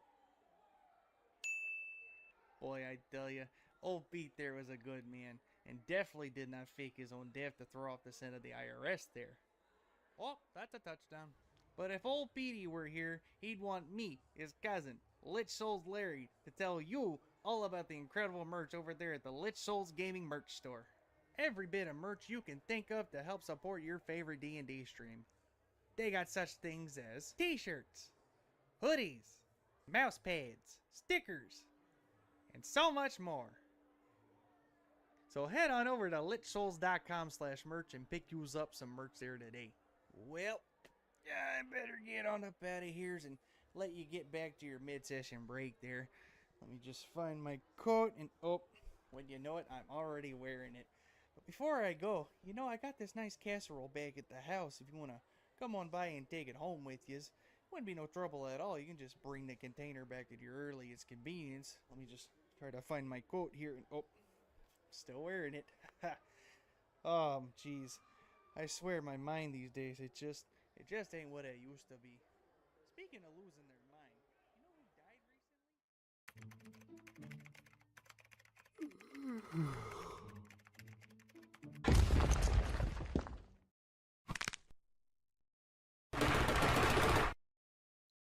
Did you just yawn? Yes. Tell me, son, what have you been drinking to keep yourself hydrated and energized? Generic coffee brand? Fool! You should be drinking Rogue Energy. What's Rogue Energy? Well, I'm glad you asked. Rogue Energy is an energy drink made by gamers for gamers. It is made to be the ultimate gaming energy drink with zero fillers, zero added sugars, plenty of essential vitamins, and oh so low calories. You can be supremely energized and or hydrated without the monstrous macros of the competitors. Not to mention the wide array of delicious flavors that Rogue Energy and Hydration come in. That includes both the powder formula and canned energy drinks. And get this, Lich Souls Gaming knows that our viewers are hard-working and hard-gaming individuals that need that energy throughout the day. So you can use code LichSouls at checkout for a discount off your order of Rogue Energy. And how do you feel, young gamer? I feel great. Rogue Energy has been a complete game changer, and my order also came with this convenient shaker. You've really shown me some useful info, Mr. Rogue, sir. Now that is indeed what I love to hear.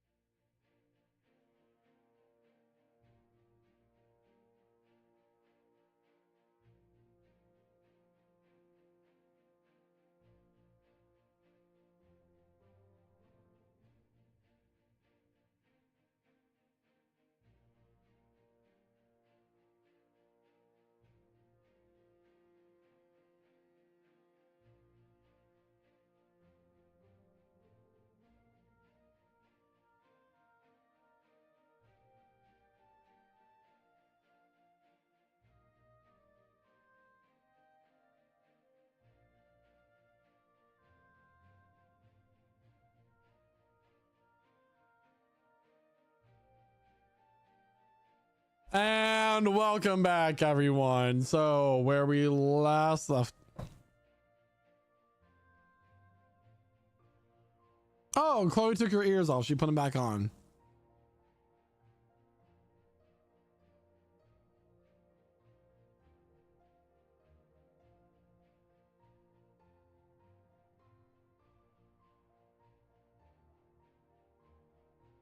Oh, banana. Actually, my barrel's right there.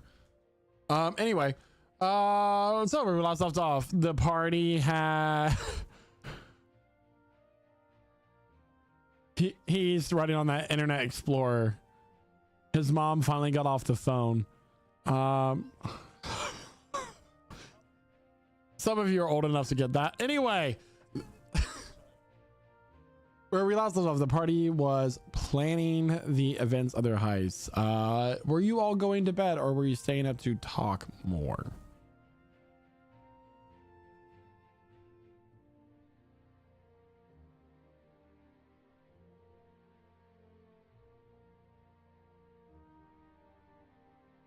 Okay.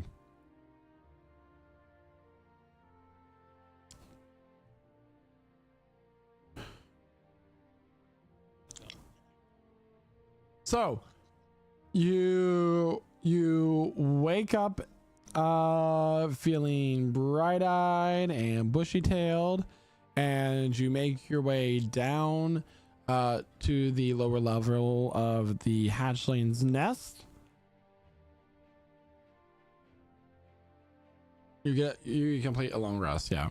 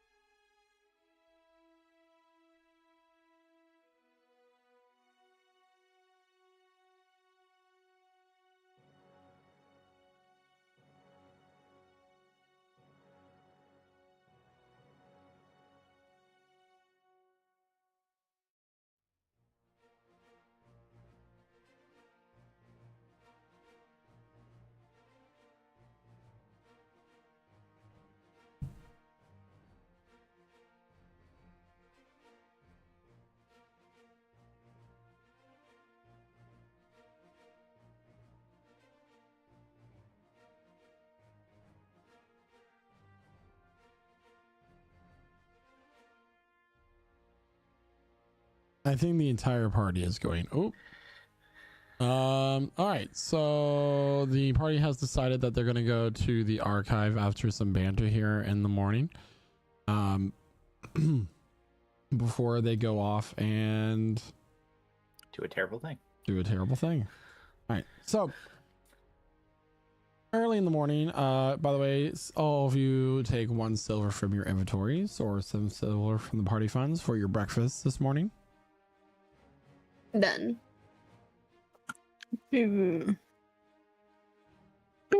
And you make your way to the Jade Archive. With your pass, you are met with a new monk of the order who greets you with a cheery face, looks younger, human man. Oh, hello. How can I help you this fine day? We are here to retrieve some of the special requests that were submitted for us not too long ago. And what were those requests for, if I may ask? What were they for? Yes. Yeah, so one of them was going to be any books or contracts or any information on how to break contracts with demonic princes. So there might be something in there for that. Yes, how curious. I'm seeing that request here. I do not see that any information was pulled. Okay. Curious thing. Okay, and the second, I assume they're together under requests for me. Did that come through? And what was the second request? Can I talk to your manager? I'm sorry. All complaints can be put in our manager's inbox. And takes the trash can off from the floor and puts it on the counter. No, as you were saying, what was the second request? I feel like I cannot remember.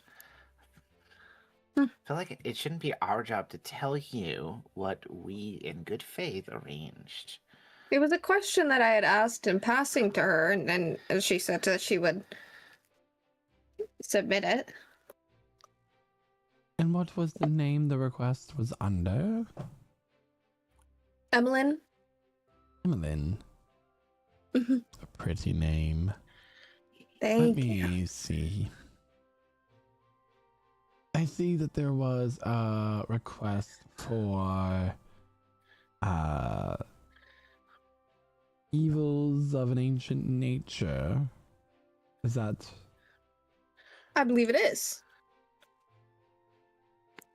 I do not see anything relating to that either. I'm sorry, my lady. Was it just a matter of the inquiry being outside of the scope of what you had, or they just hadn't had an opportunity to complete the request? The request was denied, unfortunately. Even in exchange for the information we provided to the archive. I'm sorry, that is not how this works. No, usually things done in good faith exchange, but that's okay. And yet the world goes on. Do you like working here? Do you like being here? Not really, honestly. I don't know. It's a place of learning. I find it fascinating. As fascinating as I find this conversation. Are you and the bartender related? I think you are. Do you have a twin? Is there anything else I can help you with today? It was so nice meeting you then. Great. So nice. Thanks for your help. I guess we need to do. Be a bitch like that when you came here before? We had a much nicer monk Sorry, helping just us like full on last just time. setting off all of my worst inclinations. Well, they said our request was denied. So I guess our favor to them wasn't good enough, which means they found something. But we can't get in because this place is very magically well, it doesn't work like a normal library. So we're not going to get what we're looking for unless we could convince them that it was worth giving it to us. Sounds like their problem now. Yeah. Is there They're gonna have to use that information for whatever comes in the future. Yeah. Was there like anybody else inside of the archives, like near the front where he is? There's only one monk working the front desk. The other area is blocked by a basically a wall that's made of cage or like some kind of trellis that you can't get through with a barrier of a magical nature. So past that, you might have seen a monk walking back or forth here or there, but the main person that you had access to, think of it like as a hospital emergency room. You see people past the security area walking back and forth, but the only one you have access to speak to is the triage at the desk. Yeah. Well, we at least learned something yesterday, but this is of no value pursuing then. Perhaps All right. not.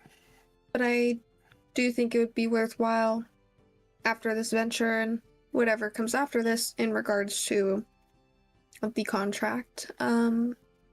Should definitely head north towards the Grove. Yeah, and the hidden library. That one and the ones out in the open. Okay, so let's get everything ready. We have until sundown for you. Did we hear when the performers were supposed to check in, by the way? Mistress. Yes, Eggy. You look down at your little demonic familiar, and he is holding a torn piece of paper in his hand. What's this piece of paper? Let me investigate. The piece of paper, it's from scroll. It seems to have been torn off very recently. It's a very, very old piece of parchment though. And essentially it says, in the words that you get, when the two moons and sun align. And then that's the only words you get. And then down below opens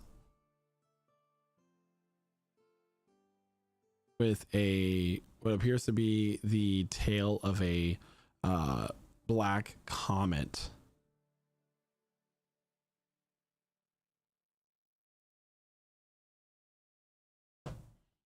He had this, but beneath your request, it said redacted. This is an excellent find, Eggy. Great work. Check this out, guys. Is that the whole page? No.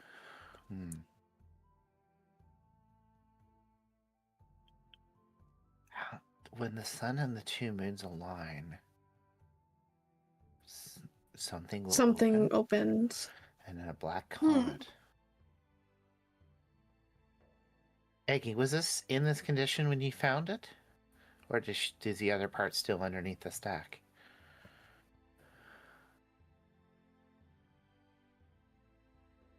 It's all I could dare. I assume there was more to the paper. Did you see more? Okay. Eggy There's no way. does not know how to read. Okay. I'm a little afraid. Hey, same here. I think, Emmeline, I don't think we should teach him how to read. Why not? Education is important. Yeah, but he might potentially learn how to read magical spells and cast something to free himself from his, We'll be fine. Closets don't do that. I don't know enough about closets to do that. Also, Naoki, you can't read? No. He'll like scribble something down and then show it up to you, and it's just garbage. Oh my god. That's writing. That's writing. That's not reading. Yeah. She can't read all right. You can't read all right. do you realize you're writing in Orcish? I am? Yeah. I don't even know the language. I mean, it's messy, but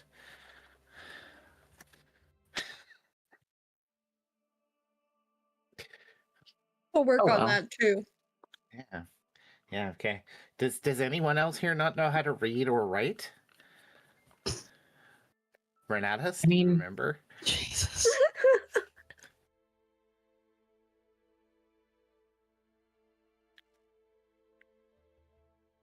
I just don't need to read from books like you do. I don't need it for my spells. I just kind of My lobster's too feel the buttery. magic. I don't My need to steak is too study. juicy. I mean, I will point out, just in all honesty, I mean, I don't cast spells, but I know how to read and write. It's okay to know how to read and write. It's very useful. You know, you just have to learn to love reading. And we're gonna find you some books that you enjoy, and we're gonna help you learn, so you can enjoy living in worlds outside of the one you experience. Okay. That sounds interesting. Take a look. It's in a book. The Reading Rainbow. Come on. Is this what they taught you? What is this reading rainbow that you're talking about? It was just a Sure. a performing troupe that they had in my hometown, and they would read books to children to help foster their love of reading. That sounds very nice. Yeah, yeah, it's very good, and you can learn more, and it's fine. We'll work on that. There's probably things that you could learn about your abilities that would be very helpful, because you can't always take a mentor with you, but you can always take a book. A man tried to That is teach true. Aggie how to read once. Yeah. He was hooked on phonics. Well, we called him phoniscus. Phonics for short. He had hooks for hands. If we give you a sock, will you go away?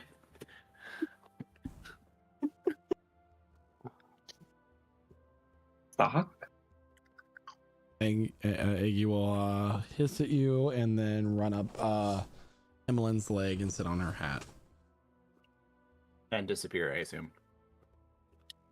No, he's just there. Okay. Very Well, temperamental. That was a bust. Yeah. I'm not usually There's that no loud in good libraries. that came from that, really. Well, maybe we'll be able to find something we can cross-reference with this that will help. I mean, part of a prophecy, maybe? Looks like. Yeah. We should try to think about who would be best to speak to about this at the ball, along with some of our other questions, if we have some. Yeah, what's I mean, a black comet?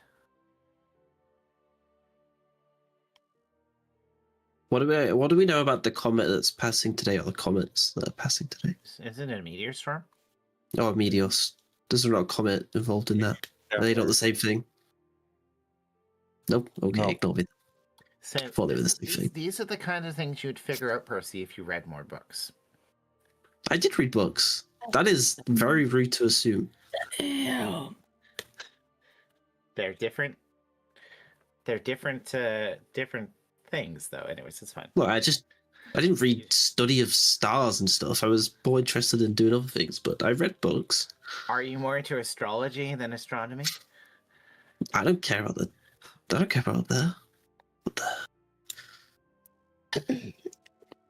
I think we should try to find someone who knows more about the celestial events to come. Okay, that's good. If we Aggie can't will find them lean there, down in Emmeline's ear. Aggie is rising jealous. Chris. He's... Fascinating. Kresna is waxing.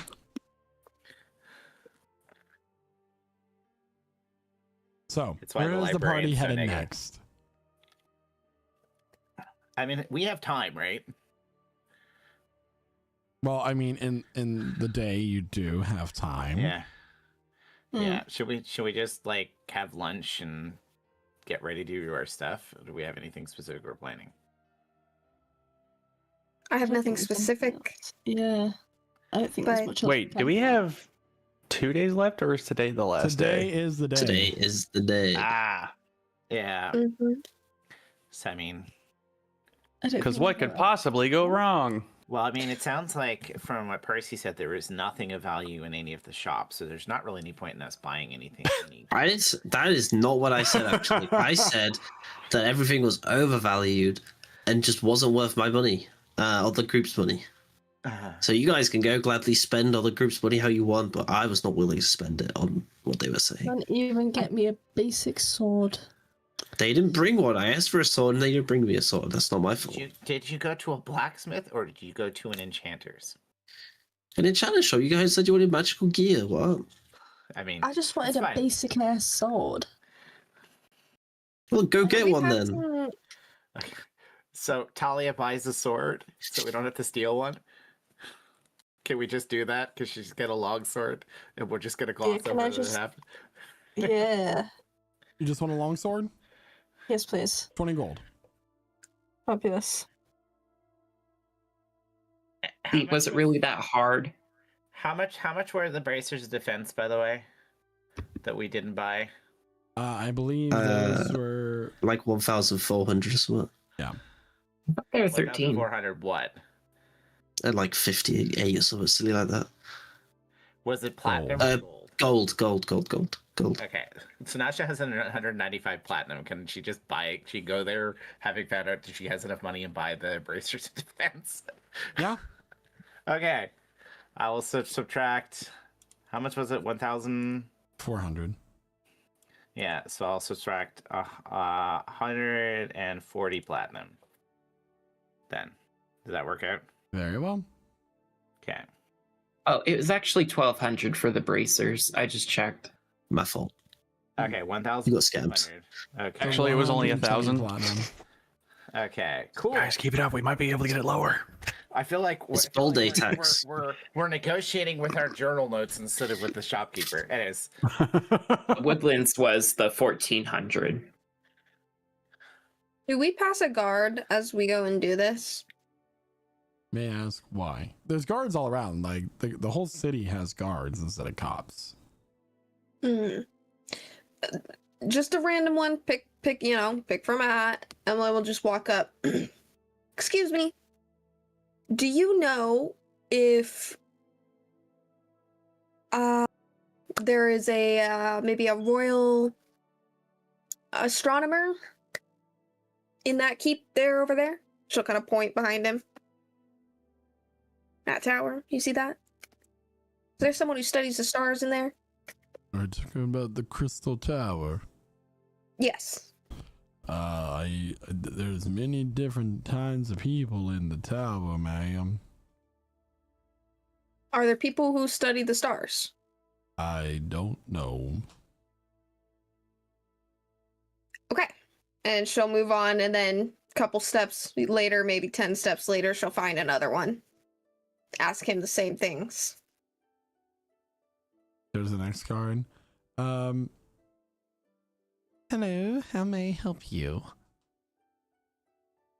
Hi, I am wondering if you have the knowledge about the crystal tower behind you.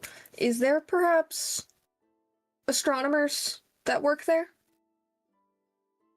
There are not many people of study in the tower outside the court mages and the royal keeper of records, I imagine. But if you're looking for someone who studies the heavens above, perhaps somebody within the Jade Archive might be of assistance. I'll keep that in mind. Thank you. No problem. Was there a specific topic you were looking for? I was hoping to find a prediction about a certain celestial event to happen. You know how they make those predictions. Here in this city, the Jade Archive would be the best place to look. In my knowledge, I have lived here for many years. I will take that wisdom. Thank you. And she'll return to the group. Ugh. So, if we want to find out when this is going to happen, she'll point to the black comment on the piece of paper. Once we find out, we'll be able to know more.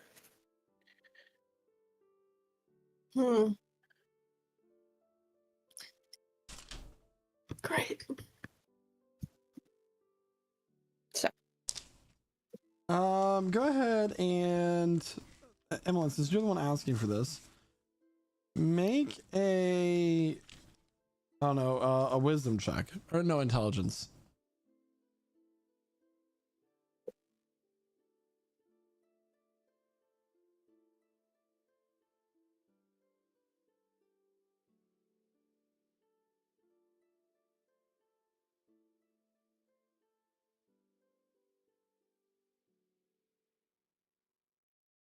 Emily.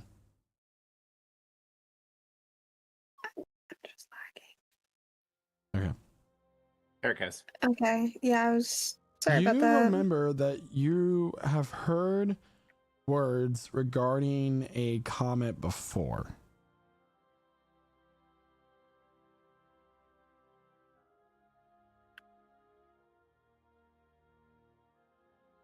Okay. Alright, I'm going to need to do further insight about that. Some inner work. The words, the veil is torn, the comet forewarn. From beyond the darkest fold, monsters of legends told. Gods come, gods fall. The comet brings the end of all. Death shall leave her sacred throne. Mortals become dust and bone. Cosmic beings of primal terror return from a single error. Gods come, gods fall. The comet brings the end of all. I do remember this poem. I do remember this. If those two are connected. No. This is going to happen when the sun and the two moons line up then. Next So, eclipse? A double eclipse. Mm-hmm. I mean, when was this poem written? It seems to refer to... It says this, I mean, we talk about the sun and the moons. We don't talk about the suns and the moons, so... These words were spoken by a mask that crashed from the skies above, made of jade. And then once it spoke the words to you, it shattered and became dust.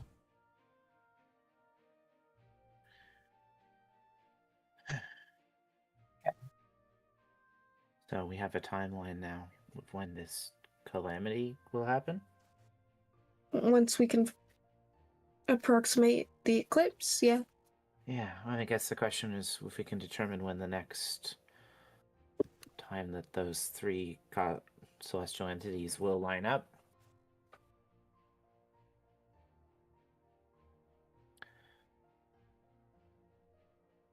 I do think eclipses can sometimes be times of great power, convergences of magics, the physical entities of three of the most powerful gods.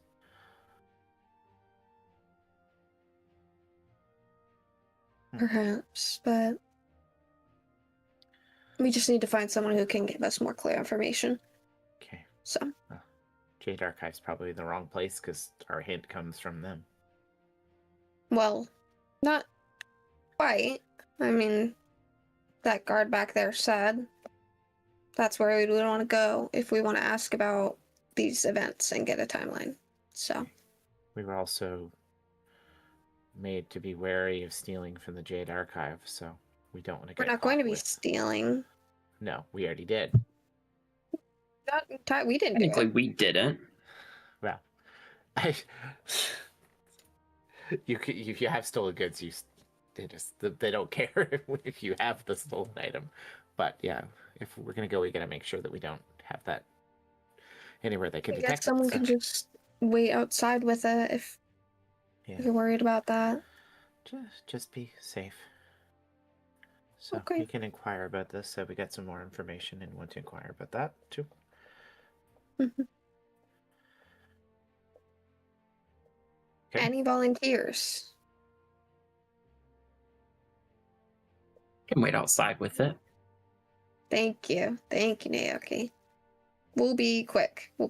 Surely it's just on B1. Yeah. Let's hope you can Just get more like tuck it into information. his. So He where are you two swallowed it. going? Back to the Jade Archive to ask for more information.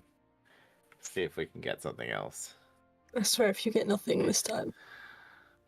So, Emmeline and Sinasha go back to the Jade Archive. The same monk is sitting at the desk. Oh, hello. Welcome back. Hello again. We have come to peruse your library once more in search of new information. I'm so sorry, but I'm going out to lunch. And he slides the window closed.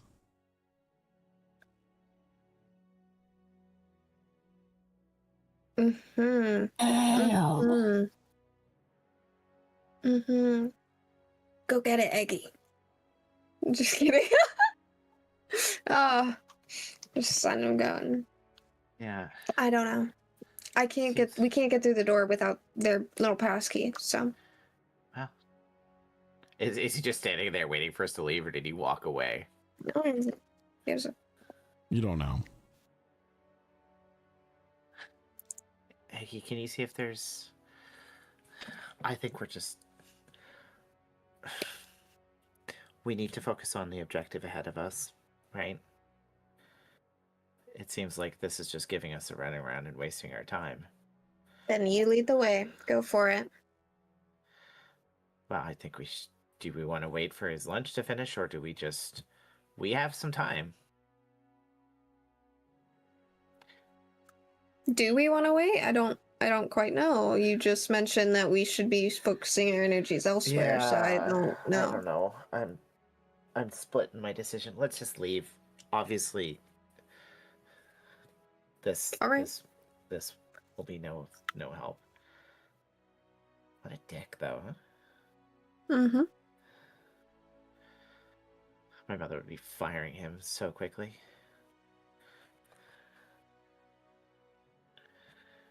That was a waste of time. So, did you find out anything? Yeah, he decided he was going to lunch and close the window. So, you know. Wow. So yeah, let's finish our preparations and move on to the big. No, I show. don't feel as bad about what we're going to do. Because of this one person. This Yeah. is what's Decided to fade morally for justified the whole it. city. So Should've been us. the party sits on a bench and kills some time. And soon Wait, enough, it is time we bench to time travel. and soon enough, it is time to gather for your respective jobs for the evening. Good luck performing, or whatever you're going to do. Yeah, I've getting in and You've see got what this, happens. guys. Break a leg. Yeah, man, who knew that sitting on a bench would be so restful? I feel rejuvenated. Did you bring a cushion with you? No. It's just the comfort of your hopes and dreams. Yeah. Keeps you going. they're crashed. Let's go do this. Do you want to set up the telepathy link now, Rosard? Yeah, that'll be that's smart. Razad will create the telepathy link, one with Percy, one with Renatus, one with Sanasha, and one with who am I missing? No, that's all of them. Yeah, that's 3. Yeah. Can you do one more, or is that the max? I can. No, it's up to my proficiency bonus. So. Click. Yeah. I mean, if you could do one more, I would connect to Emlyn just to have her. No, I can't. Okay. We'll be in the same kitchen. Okay. The outfits, though, are we exchanging now, or should we wait until we get into the building? Should we... Oh, I can give you yours. Yeah. Well, we'll get changed into our performing outfits, and then I'll give you my. Who's taking the bag of holding in with all that main stuff? I can assume the kitchen crew. I don't think we can. Okay. Yeah. The bag of I don't think we should be dancing around with that. No, I can take it. It's fine. So we go get. All right, so Naoki and Percy and Sanasha come out just looking so good. Fabulous. ta-da! Percy's gonna keep some of his knives hidden like underneath all of his clothes. Do you give us some like nice performing makeup too with your disguise kit, or? Can do. Okay. And then Emmeline will just shove her ball gown into the bag of holding. As she does so, she does see it's purple, but she does not notice many other details as she stuffs it and other accessories that Naoki gives her into this bag. By the way, everybody can add a pair of fine clothing to your inventories. Okay. Very fine clothing. Talia's also going to put her clothes into the bag of holding.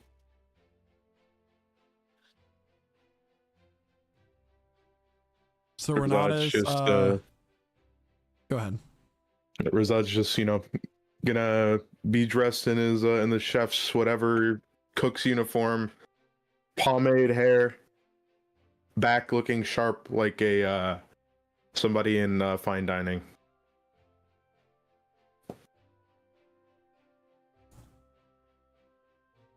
All right.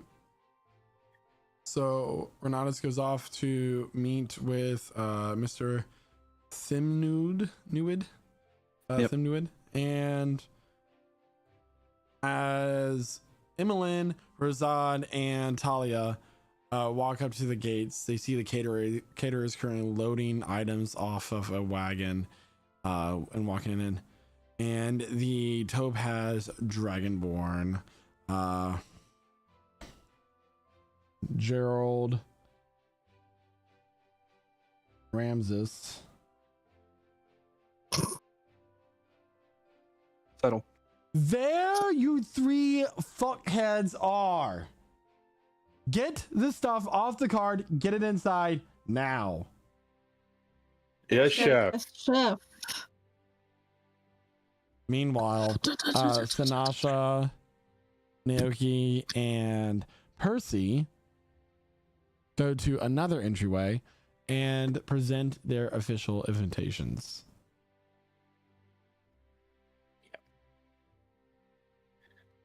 Do you care Alright, what our go performing ahead. outfits look like? Thank you very much. Yeah, cool. Yeah. Let's do this. Where do we want to? Ready? Let's go find somewhere to get changed. Yeah. Oh, okay. Good. We don't want to hang around here.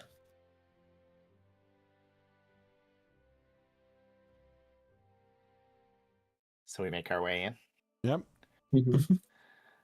And Percy, are you sticking with Sanasha and Naoki? For the no, I will quickly find a corner. Switch up, and then in my head be like, if you need escorting up or getting out of, just give me a shout and I'll come find you guys. Good. Just we'll think really loud if we need you. Just make sure Mhm. you're being specific. You need to call for help from somebody. So, Razad, Percy, Renatus, Mhm. Renatus. Be real nice. He seems like a good guy. Don't want to break his heart. And then I'm gonna go look for Captain Androd up in the courtyard. They took me to where the tree was. On the ballroom. So the caterers are setting up in the room that is the doorway to the right of the dining room. That's where the kitchen is. All this food has been basically pre-prepared for the most part. It's a matter of heating up and plating it at this point. Gerald Ramses is shouting out orders, making sure stuff is running like a well-oiled machine. As you are plating the food, he gets up right next to Talia. Faster. You need to go faster. Is this how fast you can go? Is this seriously how fast you go? Do you look at me? Look at me. How does it feel? How does it feel? How does it feel to fuck me right now? Does it feel good? Because that's what you are doing with your slow speed. No, you're talking to wasting my time. Come on, move on. He goes over and goes over to another chef.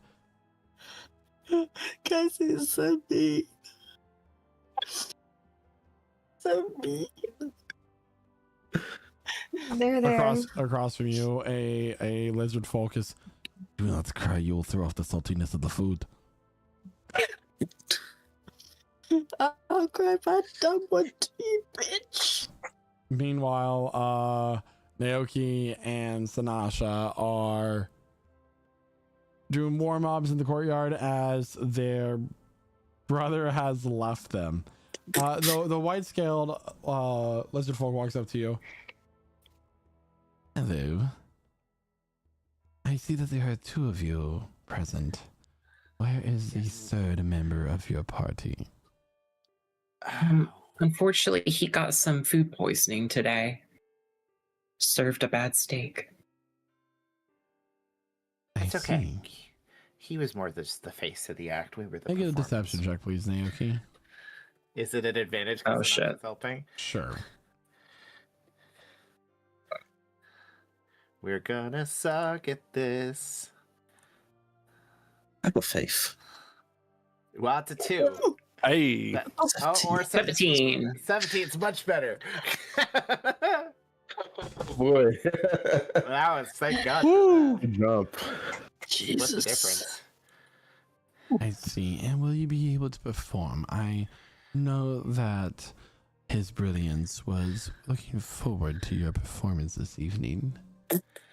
Oh no, we're good. We're great. We'll more than make up for it. Yeah.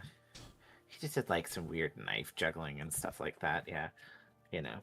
I see. Tusks and horns. He may be going off feeling a little sick, but we're going to show that we're a better act with that big brother.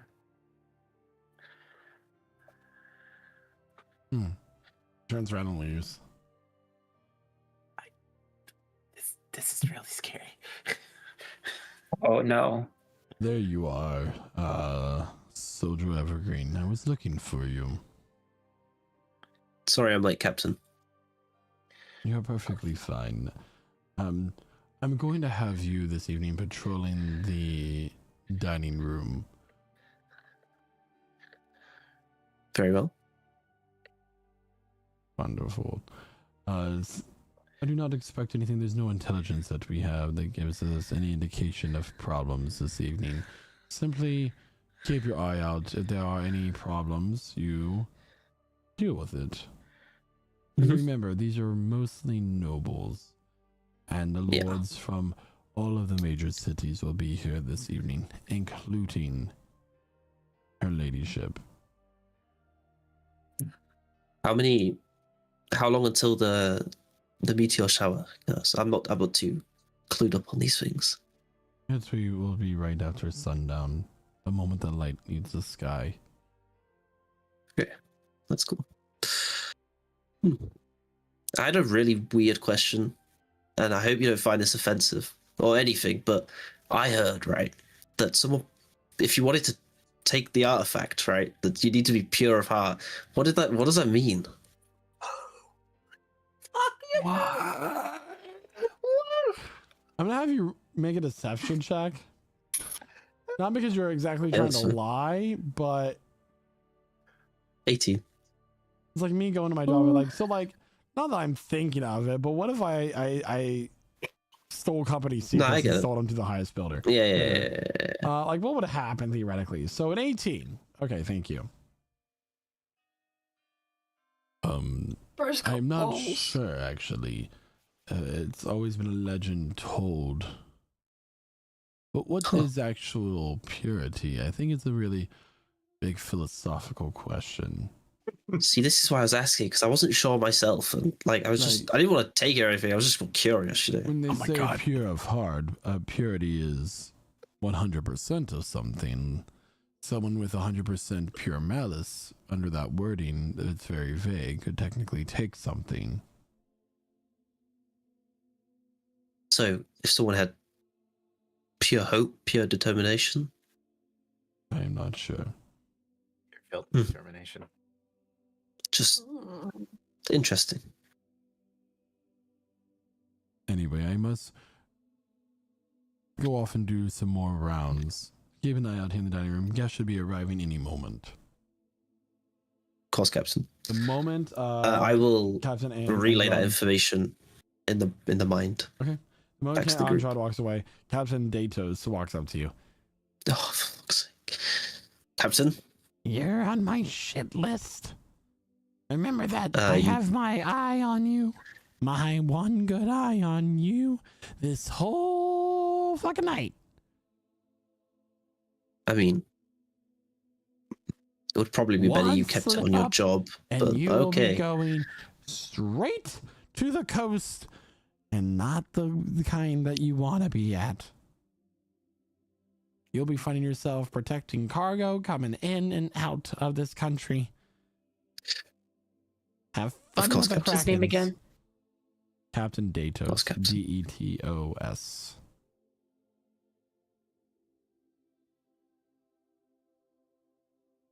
Yeah, so in my brain, I'll relay the information that the comet should come just after sundown, after the light leaves the sky, and that possibly pure of heart could also mean 100% pure evil, malice, maybe determination, hope.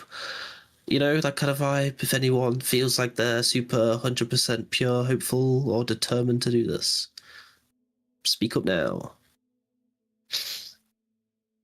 Worst that could happen. Don't know. Right. Oh, and also, I'll say that I'm currently in the ballroom, but we'll figure a way to make my way up to the tree soon.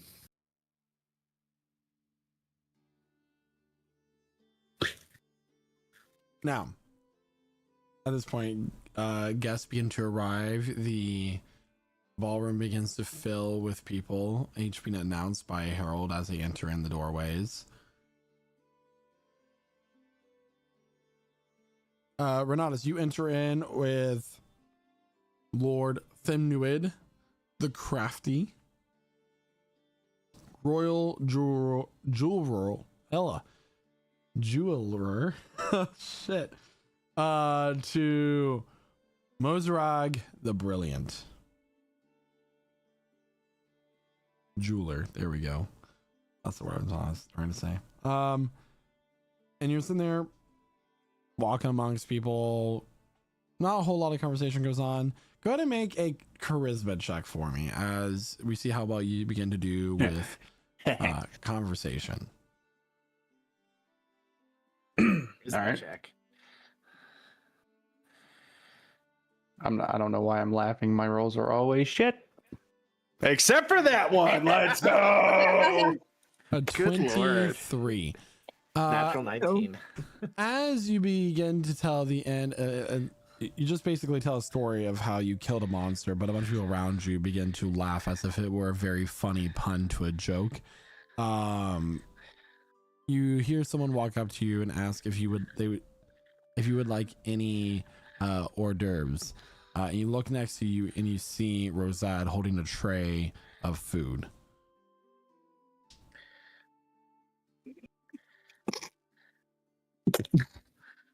I was thinking of doing something really dumb. No, thank you. I'm all right, thank you. All right. Of course, sir. We'll move on.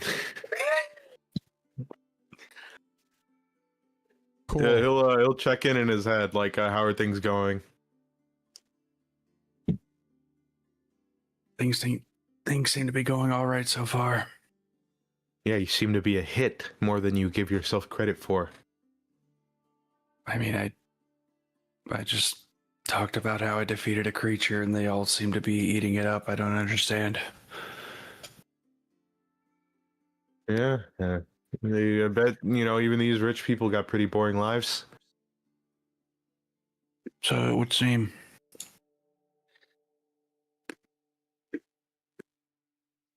He'll start skirting around, just offering hors d'oeuvres to important looking people.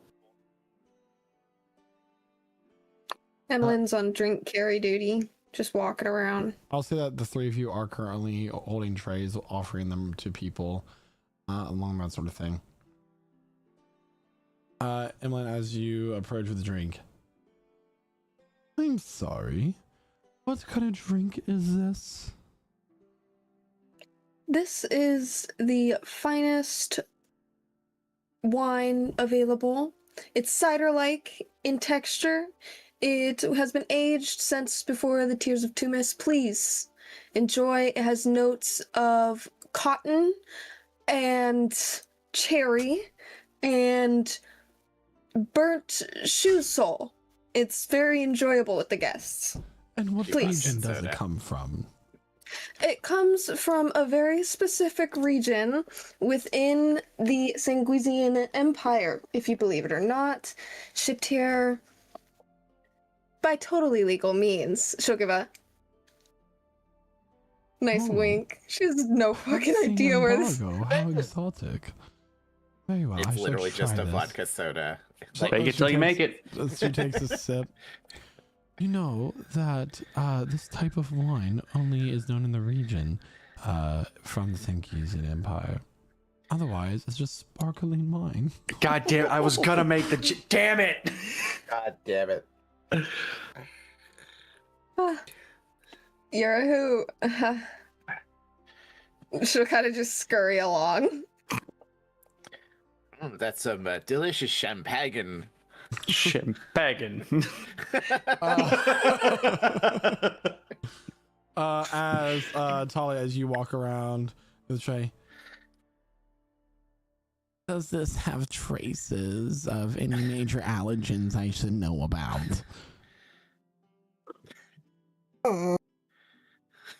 It's just a salad, bro. Yeah, it's just some lettuce. I'm really allergic to anything that comes from the Fey realm. Yes, you should not be eating this, my dear. Very well. Take it away. It's just lettuce. I wasn't offering it to you, but okay, goodbye. It's my lettuce. Is this a burger and it's lettuce wrapped? Lettuce wrap burger. In a lettuce wrap.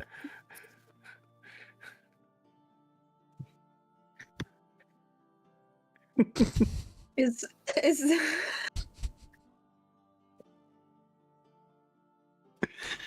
what the fuck is going on? As you come around with some fruit cups, Rosanne,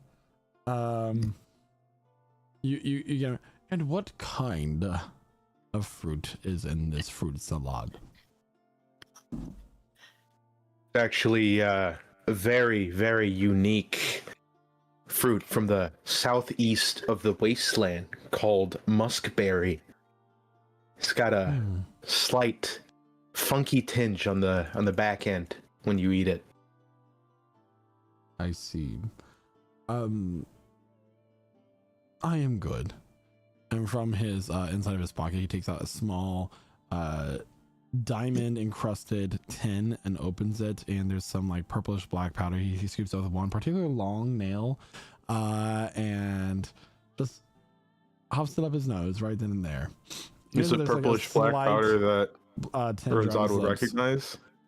I think we even have some in the bag of holding. Okay. So it is Hectus root. It is. Okay. So I could make an assumption that this guy is a caster of some sort. Some sort. All right. I'll just add also the detail. Rosad has kind of like a ornate eye patch to cover up his scar and less, I guess, his more scary looking eye, just to make himself look less intimidating to the crowd. But he takes note of this and keep moving around. I guess he'll keep an eye on where that tin got put. Back in the inner pocket of his jacket. Inner pocket. Okay. As you're kind of wandering around the area, Percy, you hear a conversation between a talented, not talented, what appears to be a wealthy merchant woman and another man. She's like, I do not know why they were so upset. They lost their daughter on one of my fishing boats, but I offered their other child the same job as a replacement. I just told them to make sure that they cut that one's hair a little bit short, so it doesn't get tangled in the nets again. Captain Andra kind of pulls you back. How's it going? I mean, a lot of idle chit chat, but nothing out of the ordinary yet. I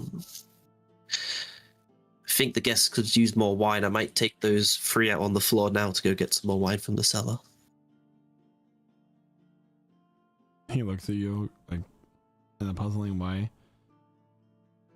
Well, I guess I could spare you for a few moments. Make it quick though. Very well. And then I'll go round up these 3 and be like, I need you to go get wine from the cellar. Follow me. Smart. Right. Yes.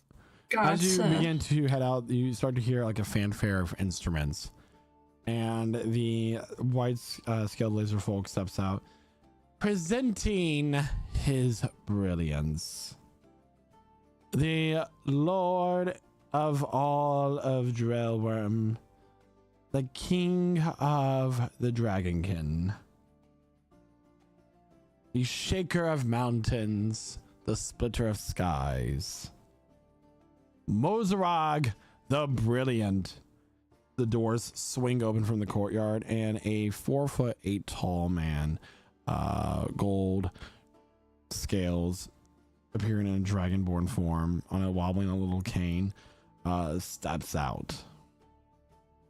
Not Takes another expecting step. that. And everybody stands up, everybody's cheering, saying, long live the king, long may he reign. And he walks over and goes, my dear people, it is such an honor to be here with you on this annual event. Oh my. I hope that you all enjoy the festivities we have prepared for you today. If you so wish, help yourself to more food at the back, as it is an a la carte meal serving from the great Gerald Ramses, one of the finest chefs that Drellworm has to offer. Now, I would like to present some of our featured entertainers here tonight, known as Tusks and Horns, chosen specifically like me, by me for this evening, where it is my understanding that they have prepared a song for us. Oh no. Oh no. A song? No. He got the axe mixed up. come, you two, and he gestures to you. The king gestures for you to come up onto the dais. Okay. Yes. Okay. Let's go up here. And sing us a song, guys. I hate you so much right now. Like what? Just do the Nacho Libre thing. Okay, so like, really, you're doing this to us right now? We set up a whole like acrobatics act for you, Dungeon Master, and you're like, just improvise me a song. Just start flipping halfway through. Okay, well, The first chorus thing, is they're flipping. dressed in like these beautiful acrobatic outfits. Sanasha's got like a big, fluffy, like red fur skirt, and her clothing is like black with like red rose ornaments and like, I'm assuming actual rubies on it. What's Naoki look like? Naoki has like 2 dancer rings along his arms and like a veil that like goes across his back, and then a simple just kind of crop top that goes around his midriff, and then longer pants. Yeah, so and some simple shoes. She's gonna lean into Naoki and she's like, so he wants us to sing us a song instead of doing a regular act. Can you give him a bit of a bird song? I could try to give him a bit of a swan song, I suppose. Yeah. I'm really feeling on the spot right now, and I hate you so much for this, Michael. So Sanasha, do we roll checks before we actually do this, just to see? No, I'm gonna have like, what you do determine how good you do. Okay. At the moment, so is Naoki gonna Mozrag just sits down at one of the tables. Or is he gonna? Yeah. Into a swan. You've now chosen, of course, your wild shapes as a swan. Do you know what a swan sounds like? Honk. I'm gonna say, we asked for songbird. You give me swan. Sanasha is going to rage. Rage? Yeah, legit. Because she is nervous and she needs it to keep herself calm. This is the second time I've used rage for completely non-combat related things. And to start, she's going to, if you are a swan. Actually, I am a swan. Well, just give me a second. Transform, but she's gonna pick Naoki up and throw him into the air in human form first. And he's gonna do a somersault, spinning with it, and then transform into a swan. And he's gonna get pulled by roots from the ether, and he's going to be teleported on top of her head. Because I can do that every 6 seconds. I will give one of you a performance check with advantage. Okay. Because I am so confused yet wowed. Who's got the better one? Well, I'm +0. I'm +0. I'm +3 on performance. Yeah, and while we're doing this, she's going to do a backflip with him still on your head, while doing a barbarian rage. And he's gonna go through the air, and as she lands back up, she's gonna be pulled again and teleported into her left hand. And she's like scream singing, like it's full on like death metal with honking behind it. Like, I'm not gonna do this because like that's the only thing I can think of with this particular character is 0 performance.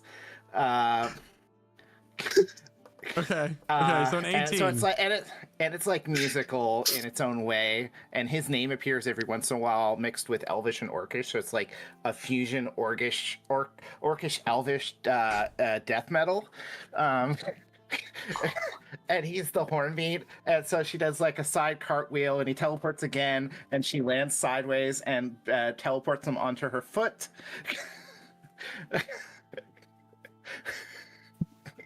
It's just gonna keep happening. She's like, do another form. Okay. And he maybe a shark. Wild shapes again into alligator. An alligator. Yeah. One more and she performance does- check And with he advantage, does a please. handstand as an alligator. And so this time she teleports herself onto. Can I do acrobatics? Onto the back of the alligator for a moment, right? Onto the back of the alligator, still screaming this orcish elvish death metal. And before he gets crushed by her weight, he is teleported again and lands in her arms as she's trying to balance an alligator. I will allow one acrobatics check with advantage. Okay. Period. Yeah. I'm I'll do amazing that. at acrobatics. Wait, do you have +5? 25. That's a natural 20. All right, so one of the strangest performances you've ever seen, but yet it's extremely entertaining as this orc and this tiefling start to scream in orcish and elvish from deep within their throat, almost like a chant in many ways. While doing somersaults and flips and transforming. And at the end, with this final pose with an alligator that was doing a handstand, now teleport on top of the barbarian, still doing the handstand. There's a moment of silence where everyone is shocked.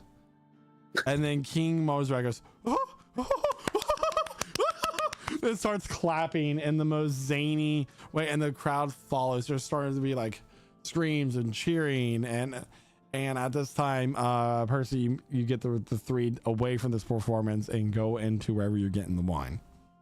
Yeah.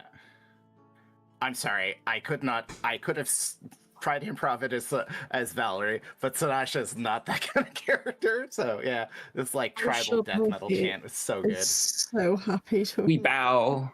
Yeah. And as Sanasha finishes, she tears the red fur skirt off, and her performing dress splits into a ball gown, cut down one leg, and she takes a skirt and pulls it around her neck as a red fur shawl. Should have did a reveal in my D&D campaign, y'all. Yeah. All right. Cool. Percy, what are y'all doing? Should we be changing right now, or are we actually getting wine?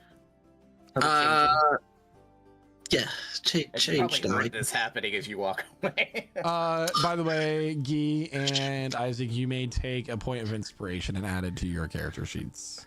Thank you. Good job, guys.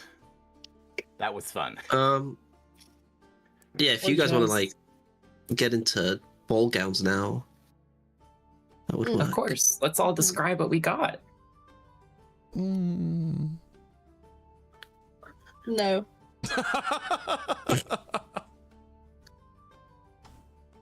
Well, yeah, we are changing. Emmeline will just pull whatever Naoki got for her out of the bag. This is the first time she's seeing it. What did Naoki get for Emmeline to wear for tonight? Naoki has bought Emmeline a very sexy, long, deep purple dress that goes down to her ankles, hugging her curves along the way, emphasizing her body, with a very large slit that opens on the left leg, and a black garter belt that cinches to remain promiscuous but still sensual. And then along the dress is just lined with some diamonds and glistening bells and whistles, and then she has a choker that has a black butterfly, skull butterfly, by the way, adorned with an amethyst and garnets around it. And then she has a black brassiere that kind of like shows a bit of her cleavage. And then a pair of matching black heels with briar gem adorned thorns that crawl up the heels. Oh. Gorgeous. And to say she is unrecognizable would be an understatement. And she stands uncomfortably in this new attire. Damn. This And must then- have cost so much money, and I can't believe he bought this for me. We got this. You look gorgeous. And like Naoki himself is like in this like pretty matching like masquerade mask and nice little cape adorned with like gold trinkets and medals, and then a very nice big purple cravat with amethyst lining the arm cufflinks, and then like golden boots with golden details as well. And then to like mask his like very dramatic appearance, he has put on a masquerade mask. Damn.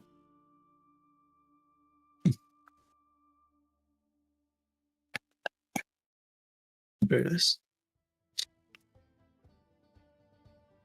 So what's the plan Ellie, now? what are you wearing? Oh, Uh-huh. Well, Naoki, what did I buy?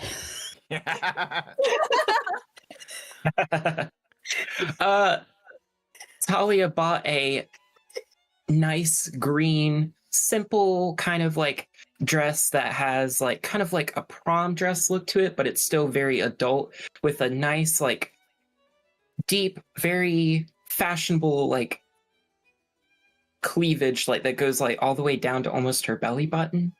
It's like one of those like very like revealing dresses, but also still Okay. fitting for the evening. Damn. And then like thorn like branches that form her tights that like kind of crawl up her legs. It's like a very fantasy vibe. Very ranger. Yes. Ranger realness. Nice, very nice. Thank you. Of course. The moment the dungeon master said, "We're not going to describe your clothing," and we're like, "No, let him cook." It's a ball episode. We have to. It's Let like him describing cook. your swimsuit. it's a heist episode. It's not a ball episode. It's part of a heist. It's a ball man. heist. We're Ball we're going heist. full Ocean's 11 here. There's twists upon twists. So what's Rizal wearing? Was he? It was already he supposed to be? Yeah, was he It's already- supposed to be wearing something different than his chef's outfit? I don't believe so. I think you had a ballroom outfit too.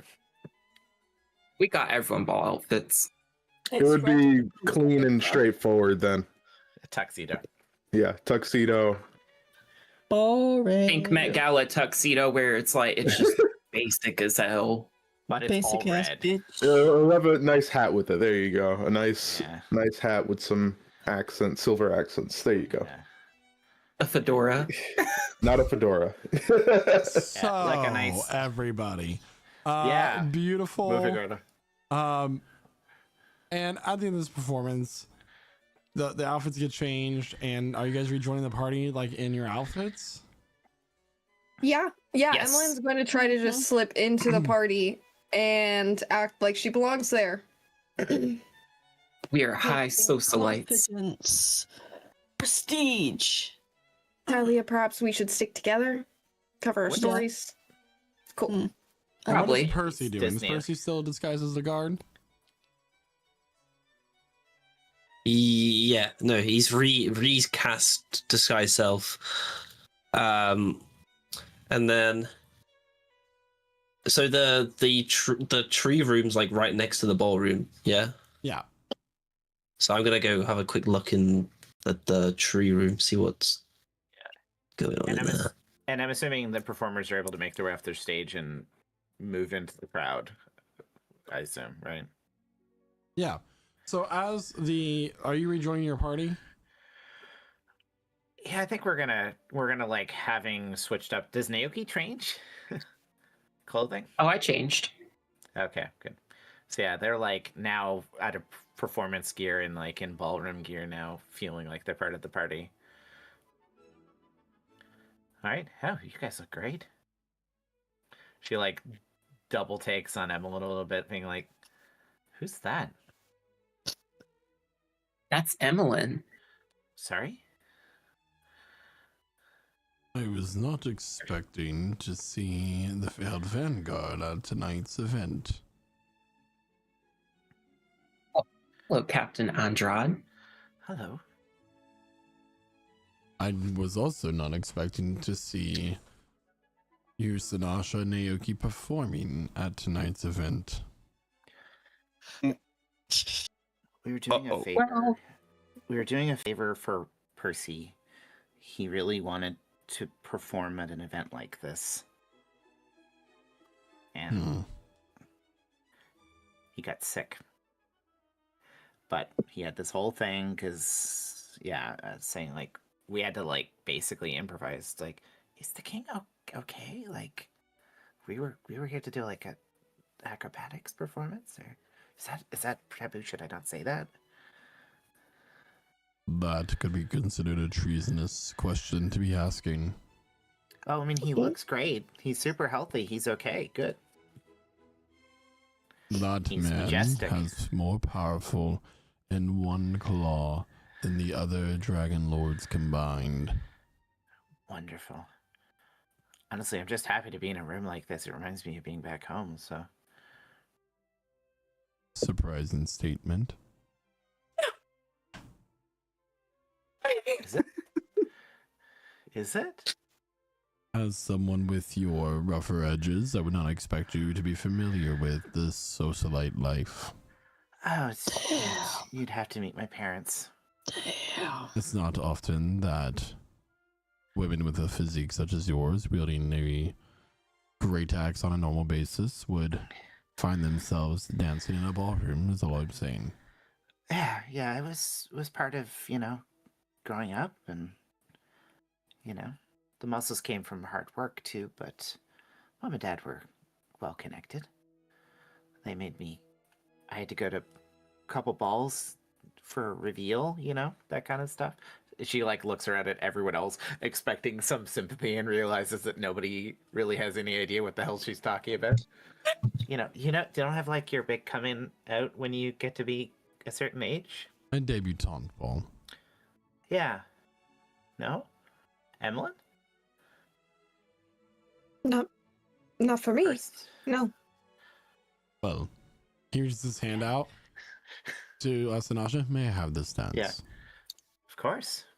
Aww. Hell yeah. Meanwhile, Emlyn. y'all pair up and you start dancing. I call Emlyn. Don't accept. Damn, girl. My partner's been snatched. I think to keep the agenda consistent, Rosado will hang back near the tables where drinks might be. All right. Percy, you go out to the courtyard where the tree is, and the courtyard itself has no guards present in it. None at all. No. He'll mind message. Guys, there's like no guards here right now. What should I just do it? You Just take the artifact? Is that what you're insinuating? Yeah, what? Like, there's no one here. Oh, I mean, there's a big ass tree in the middle of the courtyard next to the ballroom. You think if something happens to it, people aren't gonna look over to the fucking window next to them? Well, I'm not gonna do anything crazy. I'm just gonna pick the artifact and run. do your mirror thing, whatever that is, and so they don't see you gone.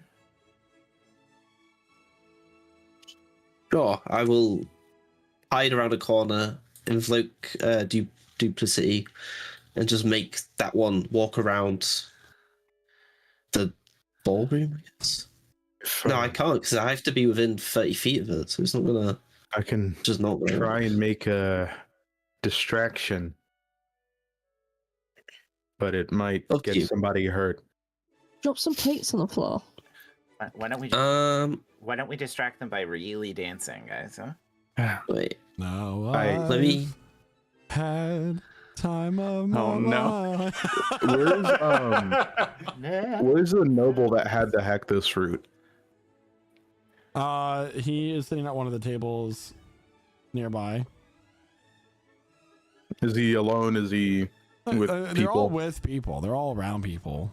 Okay. But he's sitting down. Yeah. Is his coat still on as he sits down, or is he taking the coat off to put it The down coat somewhere? is still on, but unbuttoned. Unbuttoned. Okay.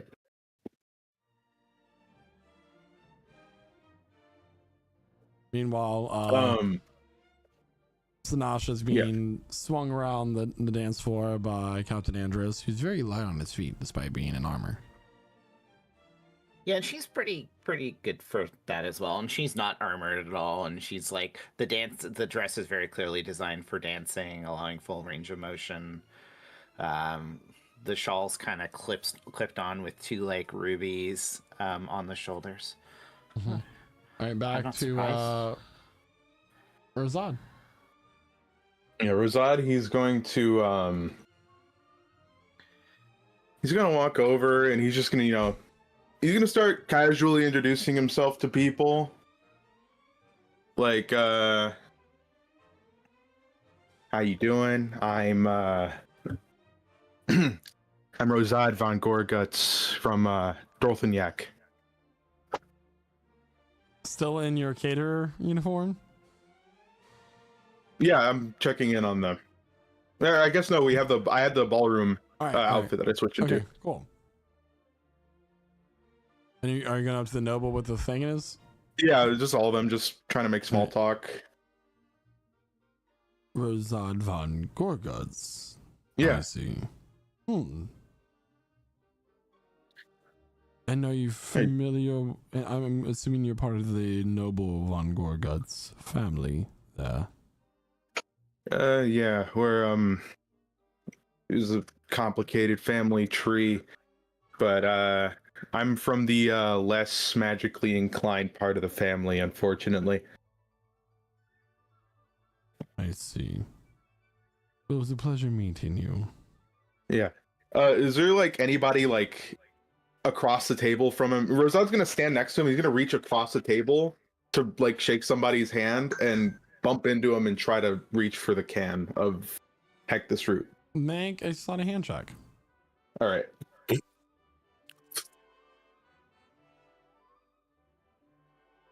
That is a 25. Okay. You reach in and you grab the can of the Hector's root, seemingly without being seen or noticed. All right. Oh, sorry. I'm sorry. Nice to meet you. Nice to meet you. Watch yourself, good man. Of course, I didn't mean to infringe on your personal space. I'm just really excited to meet new people here. He looks around the table. Obviously, not everyone in the Von Gorguts family is raised in society. And they all give like their high, noble laughters.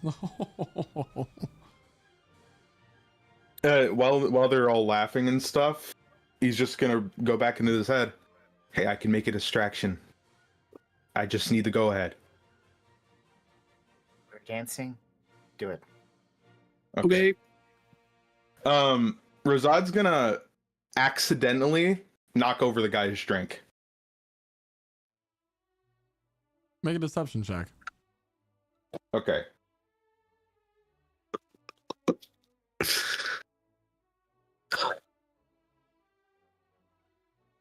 That is a 2, and I'm going to use inspiration for that because I still had some inspiration left over. That is a 6. So you kind of take the drink and just like cat swipe it, like trying to look like clumsy. But the man stands up, kind of brushing himself off. Now that was on purpose. No, I promise. I could grab you something new.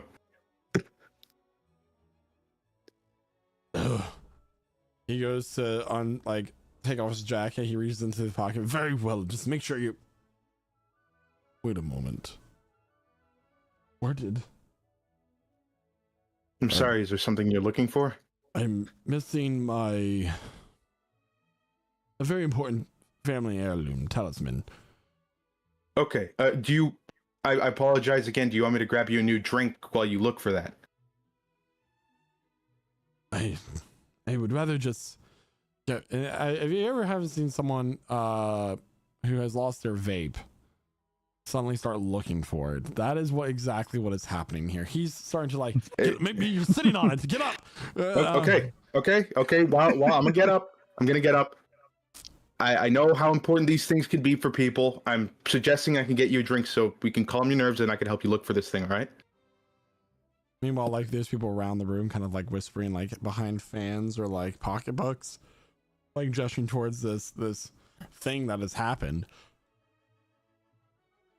Does that sound okay? I do not know what you are hoping to achieve from all of this. Just leave me be.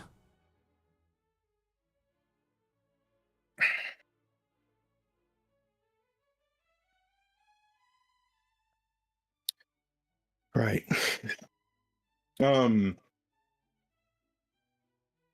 Least I could do. Let's get that coat clean for you. I didn't mean to spill it.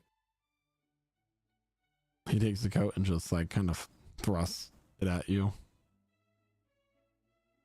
All right.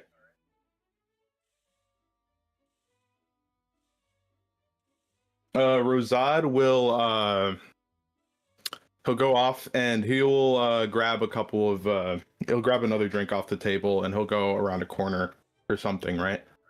Okay. And he still has his outfit somewhere, the other one, right? Or is that like in a? It would be in the bag of holding. Whoever has be in the that. bag of holding.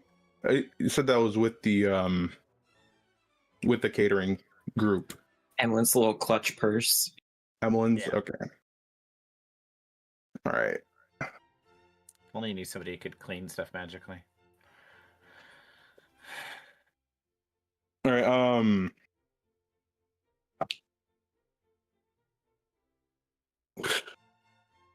As of right now, if you're looking for her, she is just walking around introducing herself to everyone.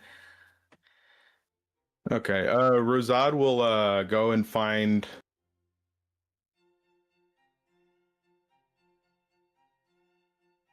He'll go and find Emmeline. Emmeline is currently on the dance floor with Naokim. Now pirouette, my darling. I don't know. She'll kind of like clumsily like spin. Are you wearing your boots still? She's wearing is not. heels. She's wearing new shoes right now. Okay. All right. So Percy, what are you doing? You got this. Is the distraction on? Can I go? Or it's not on yet. Okay, then I'm waiting, I guess. All right. I'm gonna walk round the room while this is happening, though. Sorry, I'm just gonna like do a lap around this courtroom. Rosad approaches Emmeline. Hey, oh, hey, do me a favor and clean this coat real quick. Yeah. And she'll just keep casting prestidigitation on it. One cast over and over again. Yeah, while he's holding up the coat, he will take the tin and dump it into the drink. Go ahead and make a sleight of hand check with advantage. All right. With advantage. That is a 27. Wow. 27. Yes. Yes. Very quickly, unnoticed, and the moment the powder touches the drink, it dissolves and is untraceable. All right. All right, thanks. Being him? Of course. No, he's doing worse. No, this is not that. Worse. He'll take the coat back and he'll hold the drink in his hand. Here you go. I'm so sorry, sir. I insist. He takes his coat back and like shrugs it on. I still can't find. He'll just set the drink down. And could I have said that the tin is in the coat now? Sure. Like I put the tin back in the pocket. As he shrugs his coat, he's like, I still can't find that. Oh, it's here. He looks at the people and I apologize for my outburst. It's something that's very important to me. I just need to calm my nerves. And he starts to drink the drink. Yeah, Rosado will walk away as soon as possible. Percy walk around the courtyard. And what are you doing out here? Walking out is Captain Detos. Bro. Captain Andros sent me to do a perimeter check real quick. I don't know why you keep messing up my schedule here, sir. Make a deception check.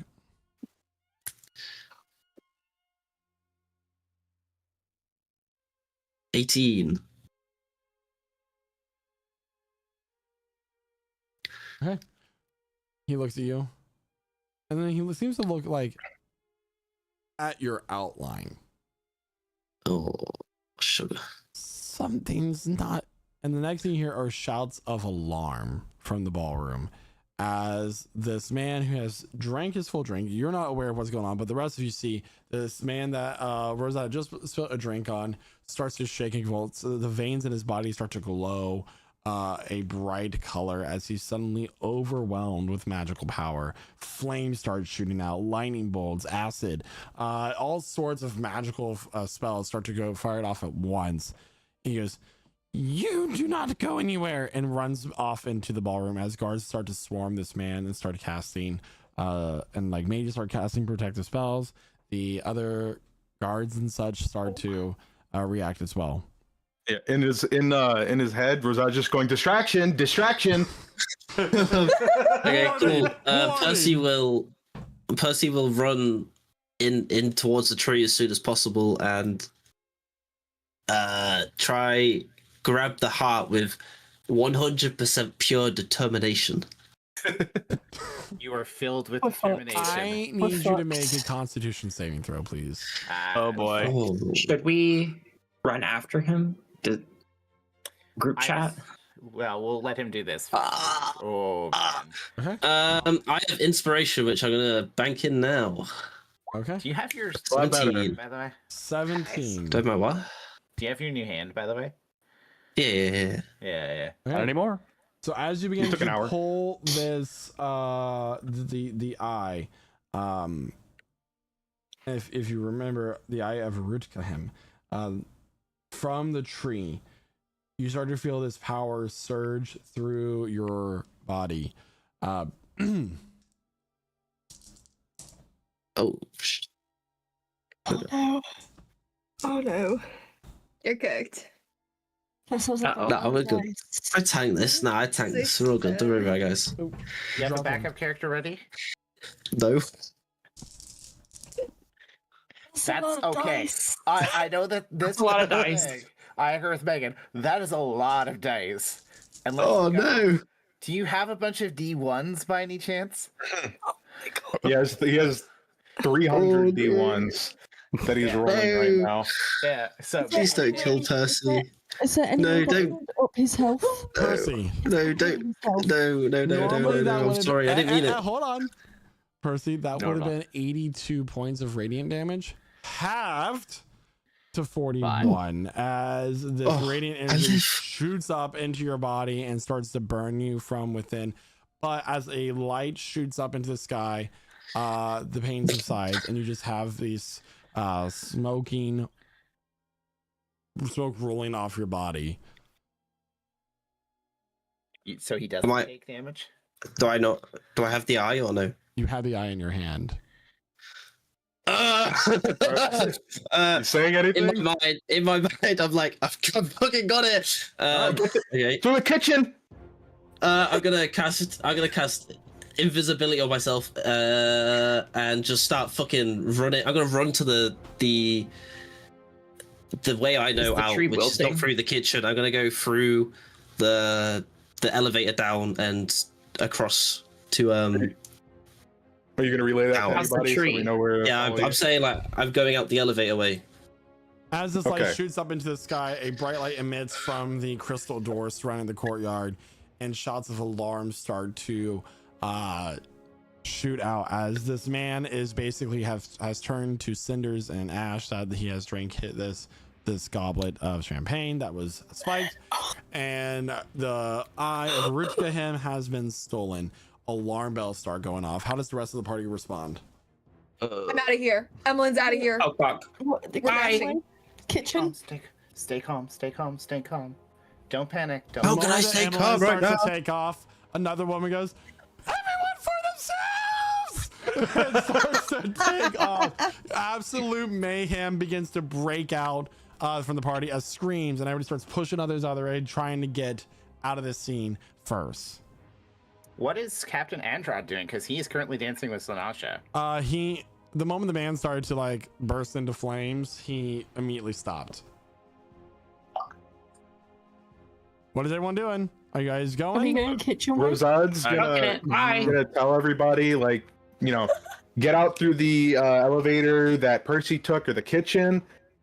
He's gonna try to maybe find a sneaky route to get out, because he knows he can do that. Maybe through the if there's like anything to climb down through the outside of the building. Okay. I need everybody to make dexterity checks for me, please, as you try to navigate through this crowd. Oh boy. Yeah, because we're basically. Is that including me as well? Not including Percy. Okay, cool.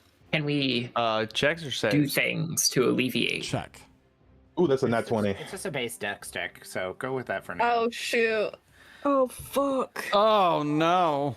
I have to tell you, that's a Renatus roll right there. Yep, there it I'm gonna is. try to re-roll your re-roll that. dexterity saving throw, please, just as a dexterity check, please. Who? Yes, Naoki? inspiration. Thank Yes, God. Naoki. You got a natural 20 anyway, so it's fine. Okay, so we got a natural 20 for a 22. We got a 10. We got a 4. We got an 8, a 22, and a 21. Altogether, the average is pretty up there. So quickly, the whole party disperses, starts to navigate through the crowd. Rosad, you're on like the 50th floor of the tower. You want to go out the outside? A realistic way down. I did roll a 25, not a 22. Natural 20 for 25. So 2 natural 20s. Cool. So Yeah. 25 instead of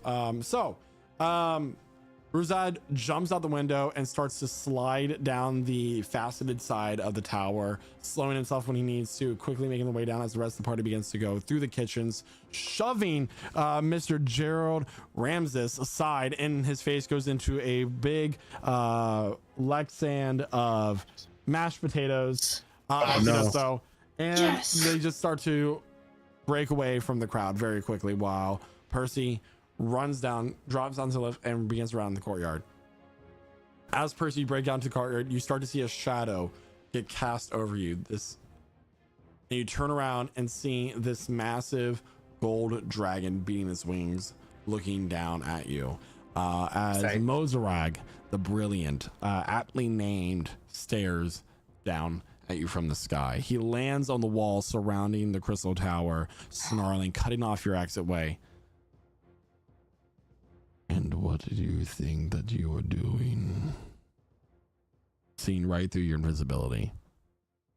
I'm gonna be totally honest.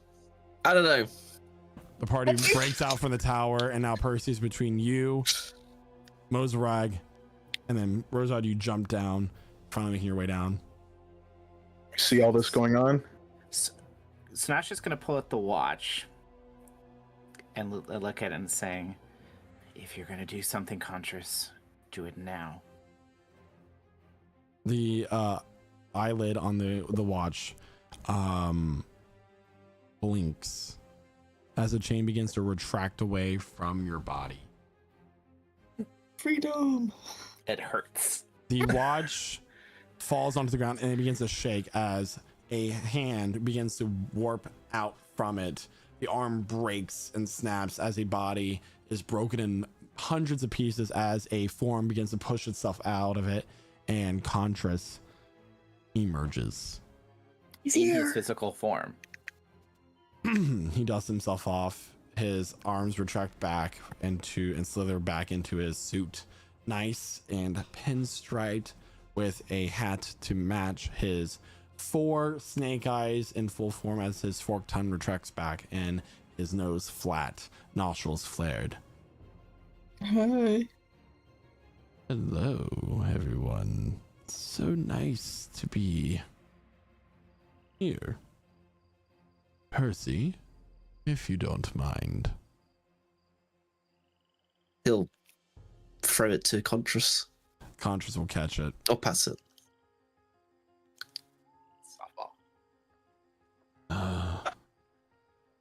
The eye of a root game. And suddenly the ground stretches and you find yourself moved away from Contras, where it's him and Mozarag facing each other. Oh shit. What a beautiful weapon. He looks at Mozarag, and Mozarag's eyes go wide as his form begins to shift. His bones begin to break, wings begin to shrink as he is turned into the form of a sword with a golden hilt, its blade made of bone. The pommel is 2 wings stretched out from it, and inside is a eye writhed in pain. Right, and it's where the jewel will be. Nasha screams. Shh. Let me have my moment. I just saved your life. That was And then he takes the eye and he throws it up, and as he throws it up, throughout the celestial globe of the sky, you watch as these runes begin to flare and crack and disintegrate. And now, Build Vanguard, witness as the edicts of Casimir fall. And what happens next will be a story for another time. You can't do that. You can't do that. No. That's illegal. Thank you so much, everyone, for tuning in to tonight's session of Prestige Encounters. It was a wonderful session. The heist is finally over after many, many months of build up, and the debt to Contras has been paid. You might be wondering what happens next within the story, but you'll have to find out next week at 8 p.m. Eastern Standard Time as we continue on with the escape from Drillworm. I want to thank all of our role players for being in tonight's session, and for all of the wonderful audience members we have tonight as well, chatters or not. I'm gonna go ahead and pass it on over to Jeremiah, who plays Rosad. Wonderful session, everybody. That was very hectic, even without combat. That's just a little PSA from Rosad as to why he doesn't like Heck this route. He just showed to the worst extent what it can do to somebody. This is your brain. This is your brain on Hector's route. It just shows the ashen pile. Understand yet? But yeah, that's insane. The edicts of Casimir are now gone, which means gods are free to walk this world. Gods and demons. Yet again. Gods, both gods of light and, otherwise. It only took us 46 sessions to undo all of the hard work we built up to for the entire campaign. It's not all the hard work. It's just like a lot of it on the end. but yeah, I can't wait to see what else happens next week. And with that, I'm gonna pass it over to Quentin, aka Ronatus. Hey, that's me. Thank you so much, Jeremiah. Yeah. Oh my God. I can't even imagine what next week's gonna have in store for us, but I feel it's gonna be a doozy. So yeah, chat, just make sure that you're there to catch it. Otherwise, you'll have to watch it after it happens, and that's not as fun. Anyway, but yeah, great session all around. That is actually my first ever heist in a D&D game. So. And it actually went really well. Yeah, it went surprisingly well, especially considering our group. A lot of natural 20s were rolled during that heist. That is true. That definitely helps. But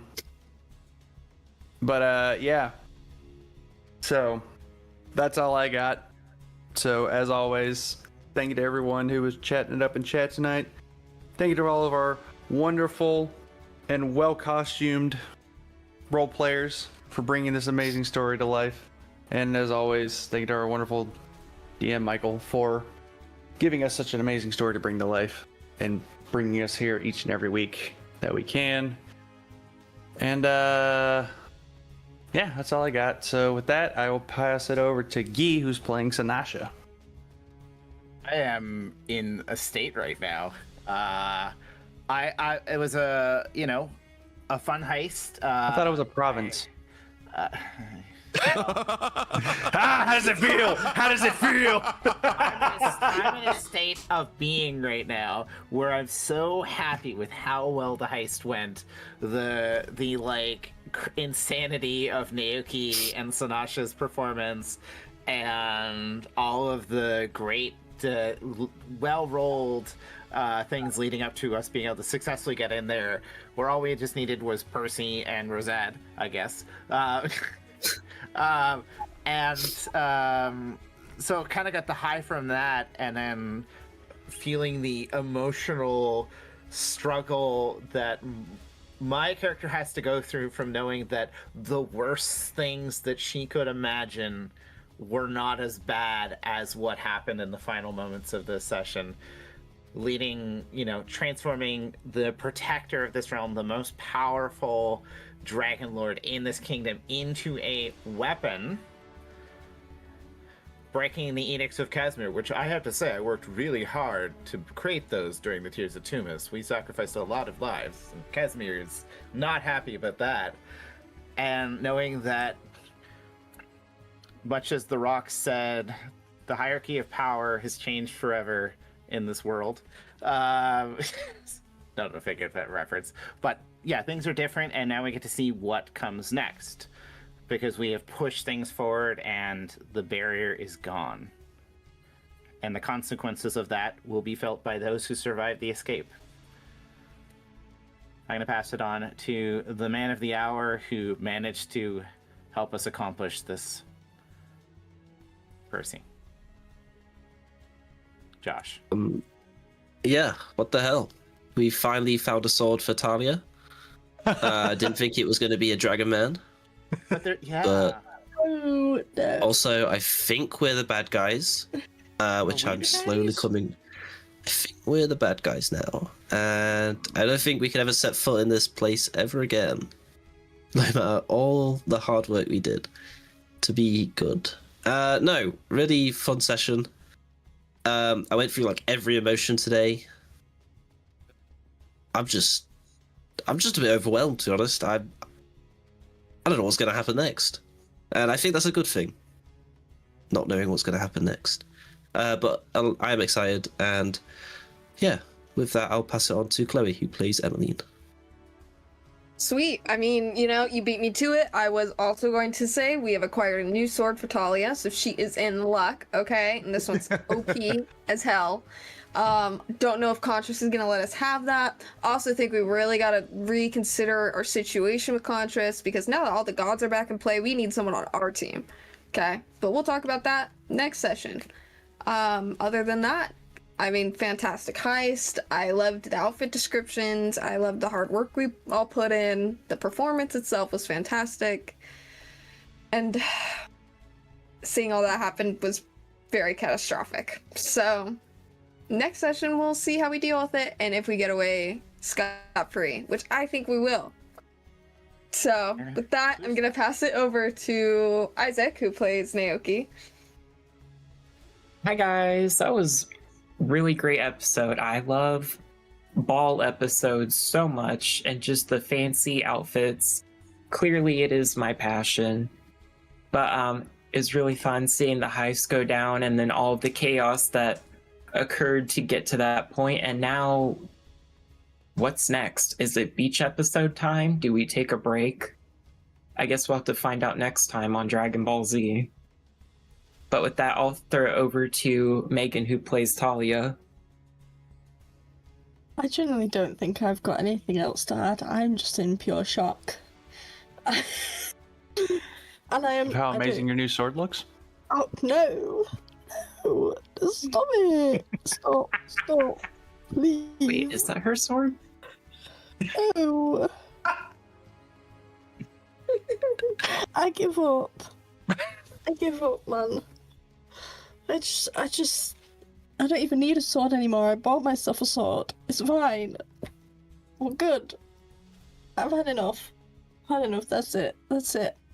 I'm passing it back. Thank you so much there, Megan. Thank you to all of our role players this evening. We'll be back next week at 8 p.m. Eastern Standard Time here at twitch.tv/LichSouls for the next chapter of our adventure. until next time, I have nothing else to say other than bye. Bye bye.